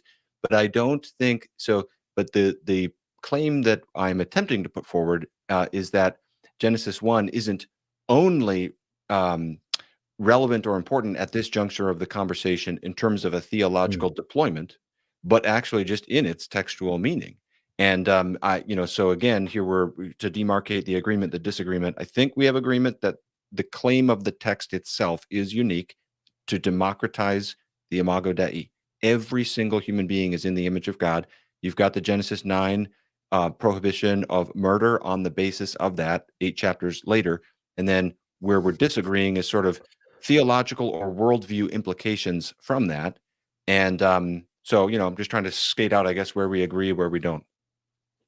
So could we go to Deuteronomy 23? Just because Sure. I think it's something. It's Looking at the it's one of your time two here, right? passages. Yeah. Yeah.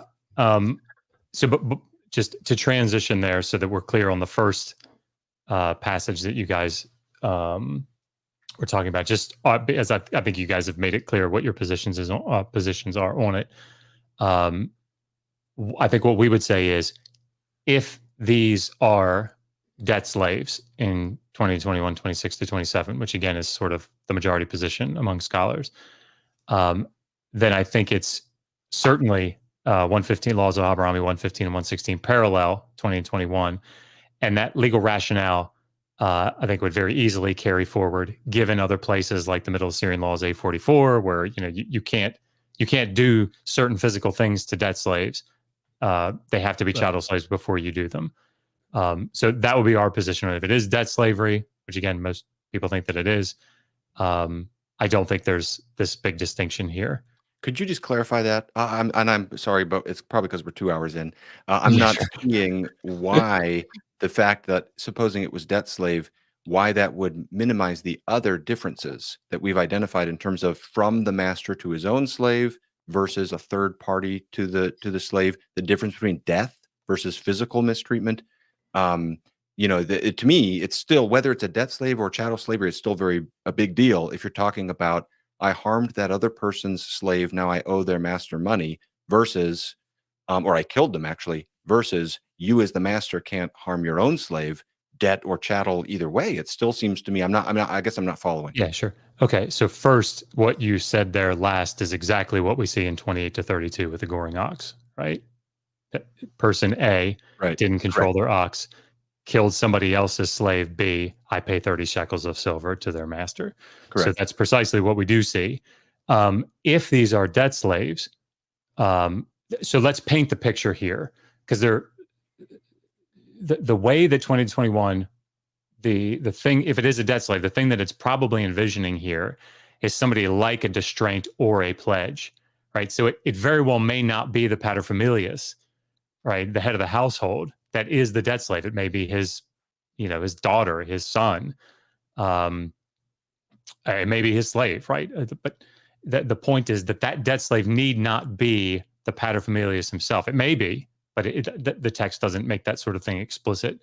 And that's what's being described here in Laws of Hammurabi 115 and 116. So in this case, this is, if a debt slave is considered to be someone who will eventually be free again, right? Go back to their normal status as a non-slave, right? And in that case, they have certain protections afforded to them because they are not considered chattel. It doesn't mean that you could do anything you want to chattel, but it does mean that there are more restrictions put in place. And so if that's the case, that's what we see in Laws of Hammurabi. If it is debt slavery here, that means that the legal rationale that you see in 20 to 21 is the same as you see, and the same punishments, right? In 2021 and Laws of Hammurabi 115 and 116. What that would mean then is that if this were a pledge, right, someone who is there as silver, as you see in like Middle Assyrian laws C2, 5, sorry, I don't have that on the top of my head. Those that are like a pledge that is illegally alienated, sold by a master to somebody else, forfeits the debt. The pledge is set free. Like the pledge is brought back, and the debt is repaid, or the debt is canceled, and the master is beaten. He suffers. I should probably just read that, shouldn't I? But and I won't. We don't have time. Sorry. So that's the point. I don't know if that made sense, Gavin. Well, I guess what's hard is just when you read it, there's 3 people. The translation I have here, if the prisoner die in prison from blows or maltreatment, the master of the prisoner shall convict the merchant before the judge. If he, the one who died, was a freeborn man, the son of the merchant shall be put to death. If it was a slave, he shall pay 1/3 of a mina of gold. I'm guessing, it's being paid to that other party. The merchant pays to the master, and all that the master of the prisoner gave, he shall forfeit. Do you see where we're coming from? Where it's really hard that in Law of Hammurabi 116, there are 3 parties. One is deceased, but 2, there's the master and the merchant. But in Exodus 21, there's only 2 parties, the master and the slave. It does seem really different. No, what I'm describing is essentially 2 Kings 4:1, right? Where you have the widow woman who has defaulted on her loan and the creditor is coming to take the 2 children. These are either being taken as distraints or they're being taken just as simple debt slaves. And if the law were followed, if that were in place, that's a whole nother discussion, then those 2 would serve for the 6-year period and be released, right? Ostensibly. Are you saying if the creditor kills them, he's got to pay the person they owe the debt to? No, in that circumstance, here we are. I'm sorry, the creditor hires somebody else to do it. Here, let me just paint the picture of what Law Hammurabi 115 and 16 is doing. You have someone who has defaulted on a loan, right? Or owes the creditor, the person who will become the master, something, right? And what this person does is says, this is actually a distraint. So the creditor is within his rights to come to the debtor, just like in 2 Kings 4:1, and take somebody, be it a free son, a daughter, or a slave of this person's, and hold them in distraint. And, they can, to try to get them to pay, right? Okay. If in that circumstance, the creditor who is holding the distraint abuses and kills the son, let's say, that he's taken from this debtor, then his son gets killed. His son gets killed, right? If those are debt slaves, distraints, pledges, they're debt slaves, right? They're there because of a debt. If this is the case in 20 to 21 and 26, 27, that these are Israelite, most likely debt slaves, then this is the same sort of thing that's going on, be it the paterfamilias gets killed as the debt slave, then that vengeance is taken out on him. Or if it's a son of the debtor that gets killed, right? Then that person gets killed. It's because it's ostensibly another free person.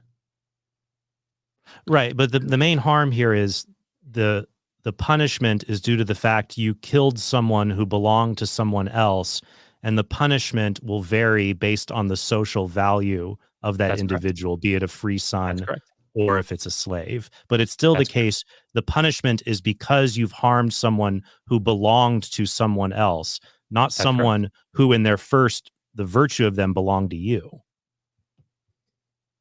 They only belong to you temporarily. Sorry, I thought you were describing Exodus 21 in that description.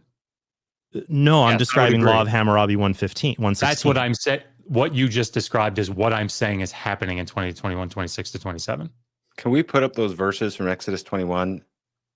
I'm just, to me, it seems to me that a scenario is being read into those verses. I just don't, I'm not following how we're getting to that, because, I can see it on the screen there. An owner who hits a male or servant slave in the eye. Okay, well, part of it is translation, because my translation says, when a man strikes the eye of his slave, male or female, and destroys it, he shall let the slave go free. Maybe there's where we're having a little bit of an impasse. Now I'm understanding. So you're saying this isn't the master's own slave that's in view? I'm saying that this is a debt slave. So under that terminology, during that period of debt servitude, they would be referred to, right, as that person's slave. Oh, okay. All right. Okay. Yeah. So I guess we're just, I don't want to beat a dead horse here on this Exodus 21. I know you want to get to Deuteronomy 3. I guess we're just demarcating how we're reading Exodus 21. Yes, there are no laws in the Old Testament against beating dead horses. So, hey, there you go. But if one So was it was- burdened and fallen over, even if he is your enemy, you ought to help them up. So your This would be enemy's helpful for donkey. viewers just to think through the verse, read the commentaries, look Yeah. into it, and just work at this. And but I know we only got 20 minutes left, and Josh, you wanted to get to Right. Deuteronomy 23. Never So even got to Leviticus 25. Right. Oh God. That's Sorry. crazy, eh? I need to talk. But this has been a fun discussion. It has, gotta say. yeah. Don't blame it's me productive. because I'm having too much fun. No. Okay. Derek, So- you've really been the key here, holding it Yeah, together. really. If it weren't for Yeah. me, how would you guys have even done this? So the verses here in Deuteronomy 23. If you could scroll down. Actually, that's probably yeah, it's just right at the bottom. If a slave has taken refuge with you, do not hand them over to their master. Let them live among you wherever they like and in whatever town they choose. Do not oppress them. So the nice thing about this discussion is we all agree this is a foreign slave escaping across the border, right? That is a really difficult place to get to in many, many discussions. And that is just sort of the consensus position. I certainly am with you on that. I don't want to speak for Yeah. Trent, but that's my take on it. Yeah, I think that I agree with you, and I think the previous verse is what gives that, and it's about showing kindness to that person because it uses the same language. Because the Lord your God walks in the midst of your camp to save you and go up the enemies before you. It's interesting. He uses that language and it kind of repeats it. The Lord your God walks in the midst of your camp. It says this person shall dwell with you in your midst. So it's interesting. Once again, that big theme in the Old Testament: do not oppress the foreigner because you are foreigners in the land of Egypt. Yeah. So let me tell you the places that I think we also agree with you. I think this is it's striking to me that there's nothing in the law collections that talks about what to do with a runaway slave. Right, that is striking to me. So, and I don't think I've ever been shy about saying that.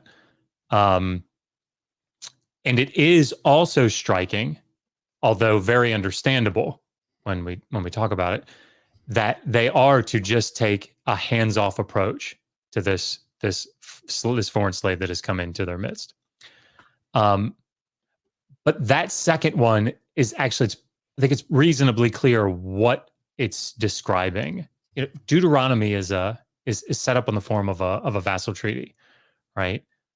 And one of the big things in Samuel Gringus, he has a book, the title of which is escaping me now. It has to do with like laws in the Bible and rabbinic literature, something like that. But he deals with all the ancient Near Eastern law that overlaps with the biblical law, that overlaps with rabbinic law, and tries to sort of trace the trajectory there. But what he and he's not new in doing this, 2011 publication. What scholars have for quite a long time now recognized is that this is in reference to extradition treaties. So if you look through, and I have several of them here, but I won't read them for time's sake. They're extradition treaties, almost all of them, when they're parity treaties, right? Or where you have a vassal that's agreeing to, like a superior state. So, somebody under the Assyrian, Neo-Assyrian Empire would be the vassal. They will always have not always, but often have these clauses. Hey, if our slaves escape to your country, you better send them back. That's part of the extradition clause. And what Deuteronomy is saying here is don't have extradition treaties with the nations around you because you're not at parity with them and you're certainly not a vassal to them, right? There are other implications for that, I think, but the way that this verse is usually sort of fleshed out in this context is that, look, slaves can run away. You don't have to send them back. This is totally different from anything else in the ancient Near East because like any slave could just run away. And one, I'm glad that that's not what you guys are saying. But I don't know that I would call this an improvement. And the reason that I don't know an improvement is because what the context of this is, it's not, I don't think the emphasis here is on like the the fact that slaves are to be given all this great like welfare in general, right? I think the point here is that Israel is supposed to be the head. The other nations are supposed to be like the tail, right? And Israel's not going to have these parity treaties. They're going to be the ones creating vassals. We see this in Deuteronomy 20.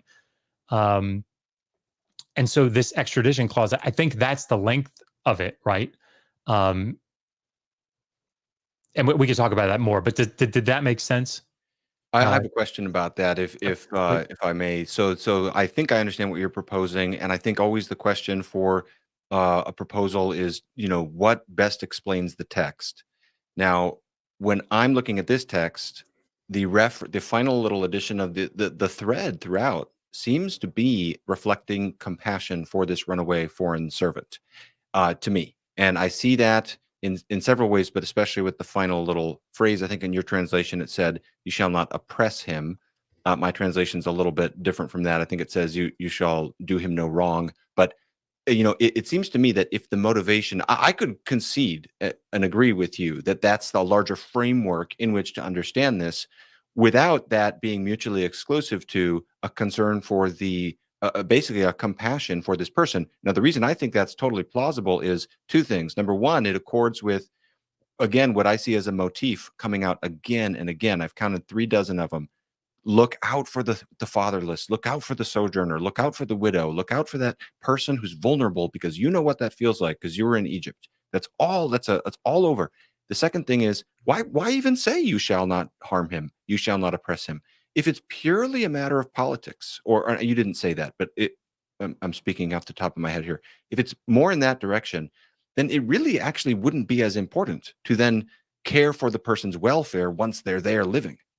So let me because I'll forget it. I'm so sorry. So first of all, throughout the ancient Near East, that's a trope: care for the foreigner, care for the oppressed. Like Laws of Eshnunna 41. Like if a foreigner comes into your midst. And it gives 3 different types of foreigners, 3 different Akkadian terms for foreigner. But I said, because you know what that feels like in Egypt. Right. That's the only real development there. It's not what to do, it's why. Would you say it's as emphasized in these other ancient texts? Oh, no, there is no, because there is no origin story of being slaves in another country, right? But just the law, would you say that the call for compassion to the outsider is as emphasized in the other ancient Near Eastern texts then? Because by my lights, from what I can tell, this is a particular point of emphasis in the Hebrew Bible. So to the foreigner specifically, no. It's there, right? To the vulnerable, absolutely. It's like the king's job is to take care of the vulnerable. So I don't know that it will bear the weight of that sort of thing. But to speak specifically to why it says do not oppress them, and it goes back to what you're saying about the foreigner. Foreigners are those in the Hebrew Bible that are corners of the field. It's like in Leviticus and other places, like corners of the field or the sides of the field are not to be completely harvested. You leave those for the vulnerable, the orphan, the widow, the foreigner. So these are the vulnerable in society, and you're supposed to take care of those. And so, like, essentially what's being described here, the do not oppress, is essentially don't take him as a slave yourself, right? So essentially the person coming in is to just be a ger, right? He's to function as a sojourner with you, right? So it's then falling under all these other statements that you're drawing attention to, right? He just becomes a foreigner. But what that doesn't do, one, and I'll read a quick quote here from that book I referenced, Sam Gringus's book. No effort should be made either to conceal the fugitive or to hold him. And there is likewise no duty to facilitate the owner's recovery of a runaway slave by bringing his whereabouts to the attention of the authorities. This law, therefore, tells Israelites to do nothing, neither to the slave, like the oppressive part, nor to assist his master in recovering his fugitive slave. So that they're just supposed to take this hands-off approach, right? He is a resident like a sojourner with them. And that's perfectly consistent with what we see in the rest of the text. But I don't think this is a slavery law, if that makes sense. Like, I don't think the focus here is on slaves that run away. This is about a foreign slave that's coming. It's a very specific kind. So I don't think that it speaks to slavery mentality of the people or of the law collections. Does that make sense, that distinction? From a larger context, though, would you say that the Hebrew Bible, compared to the other A&E codes, of all these codes, it is the least concerned about the problem of runaway slaves? Yeah, well, from what we see in it, sure. Yeah, because it just doesn't talk about it. Yeah. And I would just say what you're saying makes sense to me, Josh. I guess we're looking at the text and we're seeing it a little differently, and certainly our background, informs that. Mine does. Mine certainly does. I'm coming at the text from a framework and so forth. I'm seeing compassion in this verse. I'm seeing not just, leave him alone, but a specific command not to harm him, the command to let him dwell wherever it suits him. That's not necessary to say that, but it does say that. And I'll read a quote of my own to show that this is not just me who sees it this way. Daniel Block in his commentary says, the magnanimity of verse 16 is extraordinary. The Israelite must not only let fugitive slaves reside among them, but also allow them to choose a place in any town that seems good to them. Nor may Israelites exploit and oppress them. In effect, foreign slaves who fled to Israel were free to live anywhere without fear. And I would just basically say, whatever the motive is, the consequence of this law is remarkable. If the Israelites obey this law, then Israel becomes a safe haven for runaway slaves who are foreign. So even if you take the most cynical reading possible in terms of the motivation and say there's no compassion whatsoever for this person as a person made in God's image, still, nonetheless, the consequence seems good and unique. Because I would say that for an ancient person to see this individual, a fugitive slave from another kingdom, who is now in the land, who does not have kin, does not have clan, does not have social credit, that the immediate suspicion would be this person is a threat. They are a consumer of resources. They are someone who is a threat to the established order. So I would say that even if it says not to do anything, to go against that general prevailing cultural prejudice of this is a threat to what we have here, this outsider coming in to give these accommodations is, magnanimous would be a word to describe it. So I don't think that on the whole, that sort of feeling of a foreigner coming in would be a threat, would be a thing. Vulnerable foreigners are vulnerable. Like there's a proverb that not that they're like a warrior, but like they're somebody who's going to be after resources too, but they're not someone who has an established farmland and established. Mm-hmm. I'm not saying there's some kind of nomadic warrior, but more a threat in the ancient world. Like there's a very finite, limited amount of resources we're barely hanging on to. And the more mouths to feed, you have to ask, does this person put in more than they're getting out? Which is what often deals with the legislation about dowries and about a lot of these issues, is about the threat is more passive. It's that, hey, we've got limited resources here. How many more people can fit in the boat? Now, if someone comes and they're, clan, they have a farm, they have flock, that's one thing. That's kind of how I see it. Well, I know we're coming up on the 2.5 hour here. I'm wondering, could we give like a quick, and I do mean that quick, I will be quick, summary of things that I think are key? Because one of the things that I want to say at the end here is that I want to emphasize again what slavery was, right? It's one thing to talk about where in some of these places it might seem better or be better from our modern vantage point. But I think we need to place that in the context of what it still was, right? So would that be okay if we? Yeah. And maybe we can answer the same question. We can answer the same question and just kind of tie it together. Yeah. So things that slavery was, by the time you get to Leviticus 25, which I think is probably the last, it's part of the Holiness Code.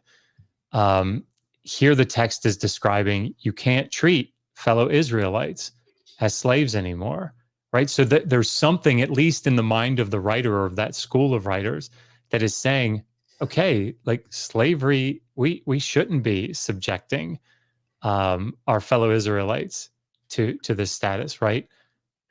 And if the text were to stop there, then I think there'd be this. I think this Matthew 19 case would be a lot stronger. But the problem is, then the text goes on to say, so if you want slaves, permanent slaves, you get them from the nations around you, you get them from tenant farmers that are living in your midst, and from their children that they bear in the land, from their descendants. They become the Hebrew word is achuzah, which is the word that's used to describe that landed property that everybody's divided out, that inherited property that goes back in the Jubilee. So what's actually happening by calling them achuzah is they become part of that landed property. So during the Jubilee, that slave would not be released. That slave would go back with the landed property to the Israelite owner. Like, that's the point. So they're to serve le'olam, in perpetuity, forever, we say. In a lifetime, yeah. Yeah, they're passed on as inheritance. And then it emphasizes at the end, but you must not rule over your fellow Israelites with violence, right? So whatever it is that we say are developments, these foreign slaves don't get that. And so I think that's probably an important point to sort of emphasize, because we didn't get there. So yeah, I said I'd be short, so that was short. And I think what I would say is that slavery was a universal human institution in a time before, essentially before reliable forms of credit could be invented. And it's no coincidence, reliable forms of credit and reliable forms of social control and crime deterrence. So prisons, things like that. So it's no coincidence. Every society, Asia, the Americas before the arrival of Columbus, Africa, everyone had some form of slavery to provide social credit and social control to maintain social stability. And so that is something to see against the backdrop of that. We see, I would say from our perspective, we do see very important key elements of slavery in the Old Testament being superior to other societies in virtue of the fact that the Israelites recognize their own unique history of being slaves in Egypt and of how God dealt with them and they should deal with others. And I think, Gavin, I agree there is a trajectory. I agree there's a trajectory, and it needs to continue beyond Leviticus 25. That the goal here in the Old Testament is to help the Israelites to see, love your neighbor as yourself. Like, Jesus didn't invent that. That's in Leviticus 19. But by the time of Christ, we see that gets expanded. Love your neighbor. Who's my neighbor? It's not just a fellow Israelite. It's the Samaritan. It's the person it's just another human you absolutely despise. And that expanding of who our neighbor is what contributed to the unique phenomena that it was France, I think, in the 14th century. That was the first kingdom to ever outlaw slavery. Still continued on in the New World, in China and Asia.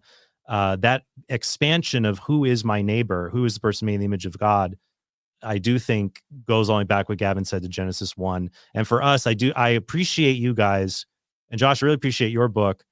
And as we talk about this, it is very important to get the facts correct, but you can tell there's always this instinctual tug.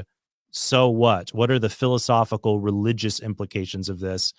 And I think it's good for us to check the facts and then deeply meditate on their implications. I'll just briefly state my own uncertainty about exactly where Leviticus 25 plays into the development, because I haven't thought about that enough yet. You do still have Hebrew servants of some kind there who go free, and they work as a sojourner or a hired hand, and they go free in the 7th year. I will say on that passage, first of all, no one has said this, but just for people following along, one of the dynamics was I was responding to Mindshift's claim. He was saying Leviticus 25, transatlantic slave trade, same thing to a T. I was pointing out, no, this is not forced abduction of a free person. This is someone being sold, and it can work in reverse. The foreigner can come into Israel and acquire a Hebrew slave. I do think that's relevant, and kind of just shows the picture here of how this is functioning, as Trent said, in a world where you don't have any credit or social security or safety net. You can sell yourself into servanthood, and I think that's how it's functioning. My only final comment would be, people have heard my broader case, but I would say The reason I love the Bible and the story that it tells is I think this is the story that gets us to where we are. I think this is the story that basically tells of how we got to where we are, where we do see the clear value that all four of us share for universal human dignity, which basically didn't exist in the ancient world. And I think this is the set of dominoes that got us to where we are. People have heard me make that case, but thank you both. I think this has been a really, really positive discussion, and feel free to say anything else you want. I'm not trying to close it down. And thanks to Trent too for joining me. Yes, thank you, Trent. Since we're finishing on Leviticus 25, I think it's useful to point out that the whole theme of this particular chapter, and why the question of foreigners versus Israelites is so critical to it, is because this has to do with the relationship between the people of the land and their akuzah and their holdings within the land. There's a critical point in that passage where Yahweh instructs that the land is not to be sold in perpetuity because it belongs to him, and that the Israelites are just holding on to it for a time. And then Yahweh also says the reason why you can't hold your fellow Israelites in perpetuity is because you are all my slaves. And this actually plays into this ever-present theme of redemption, which I tend to see probably a little bit differently than Gavin and Trent, that runs through the Hebrew Bible. It's not so much a call to liberty, or at least a universal call to liberty. It's Yahweh going into Egypt and taking back what already belongs to him. These are his people. These are his slaves. Egypt had no claim on them, which is why he pulled them out of this unjust situation. So, and that's why when it comes to it's in this particular passage, that's the reason why this doesn't apply to foreigners, is because they're not Yahweh's property. Are we at final statements here? Yeah. Okay. I think and so. Josh, are you the last guy to say anything, or Kipp's it. okay? So, yeah, I think that's. Did you wrap it up, Kipp? Yeah, I'm done. I'm good. Look, there's so much. I want to, first of all, commend all of you, because I think this is the first time I've ever witnessed something that mature with such a hot topic where you guys totally disagree at the end of the day about the conclusions you're taking. Yeah, but you guys are all dumb faces. So just want to throw that in right at the end. There, we made it immature. You have to say it was because of me that you guys behaved, because I was so involved the whole time. You know what I mean? You probably could have got a whole movie in during that. Yeah. Do what? He did. You probably got a whole movie in. He was back there eating. I actually was editing a thumbnail and doing all sorts of mid-journey and stuff. Yeah. Took a few phone calls, got a manicure, sorry. Medicare. Anyway, this has been fantastic. I learned a lot listening to both angles and understanding both where you're coming from and how you're trying to understand it. And I hope many people who were watching this did as well. People are asking, what about the super chats? Get to our super chats. Look, I said this at the beginning, and I apologize if you did not come at the start of this. We will cover those, and we will cover them in a different setting. The reason behind that, cards on the table, is that there's a lot of tribalism, and some people are not going to like Josh and Kipp, and some people are not going to like Gavin and Trent. And we wanted to prevent any types of friction potentially while you guys are here. It's better to address these things in our own settings for the sake of trying to create a climate that is going to allow these kind of conversations to thrive and not become toxic. And I almost used the word like locker room word, measuring contest. And we don't need that to turn into that. This is a conversation and we want to have these more. So, and really I'm very appreciate you guys. happy to come. I know Kipp and I are very happy to like come back on and do a stream, just to answer those questions at a later time, not tonight. Yeah, absolutely. It's Thank late you for you guys. Is there anything else that we didn't cover as we're on our way out? No, I just want to say thank I really you. appreciate Yeah. you guys coming on and doing Yeah. this. Thank you very much. It was excellent. What's funny, actually, Josh and Kipp, for a long time, people have asked, like, oh, will you debate this? Will you debate that?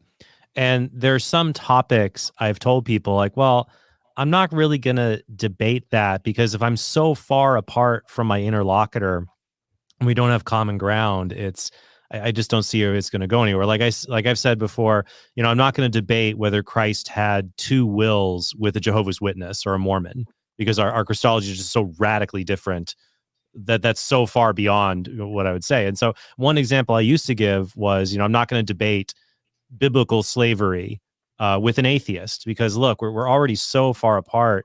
I don't know how it would be productive. And I've seen some other debates on the internet where I thought that was a very unproductive engagement. I definitely don't want to be involved in anything like that. But this, I think you guys are very unique to change I knew both of you from your previous work, and that gave me the courage to think, no, I think this actually could be a productive conversation. And I was very happy that it was. Well, we really appreciate it. I was Thanks, impressed. yeah. I'll say that. Fantastic discussion. Thank you guys so much. Thank you. And everyone have a wonderful night. Don't forget to like on whoever's platform you're at. Like it, share it, comment. Let's do this again sometime.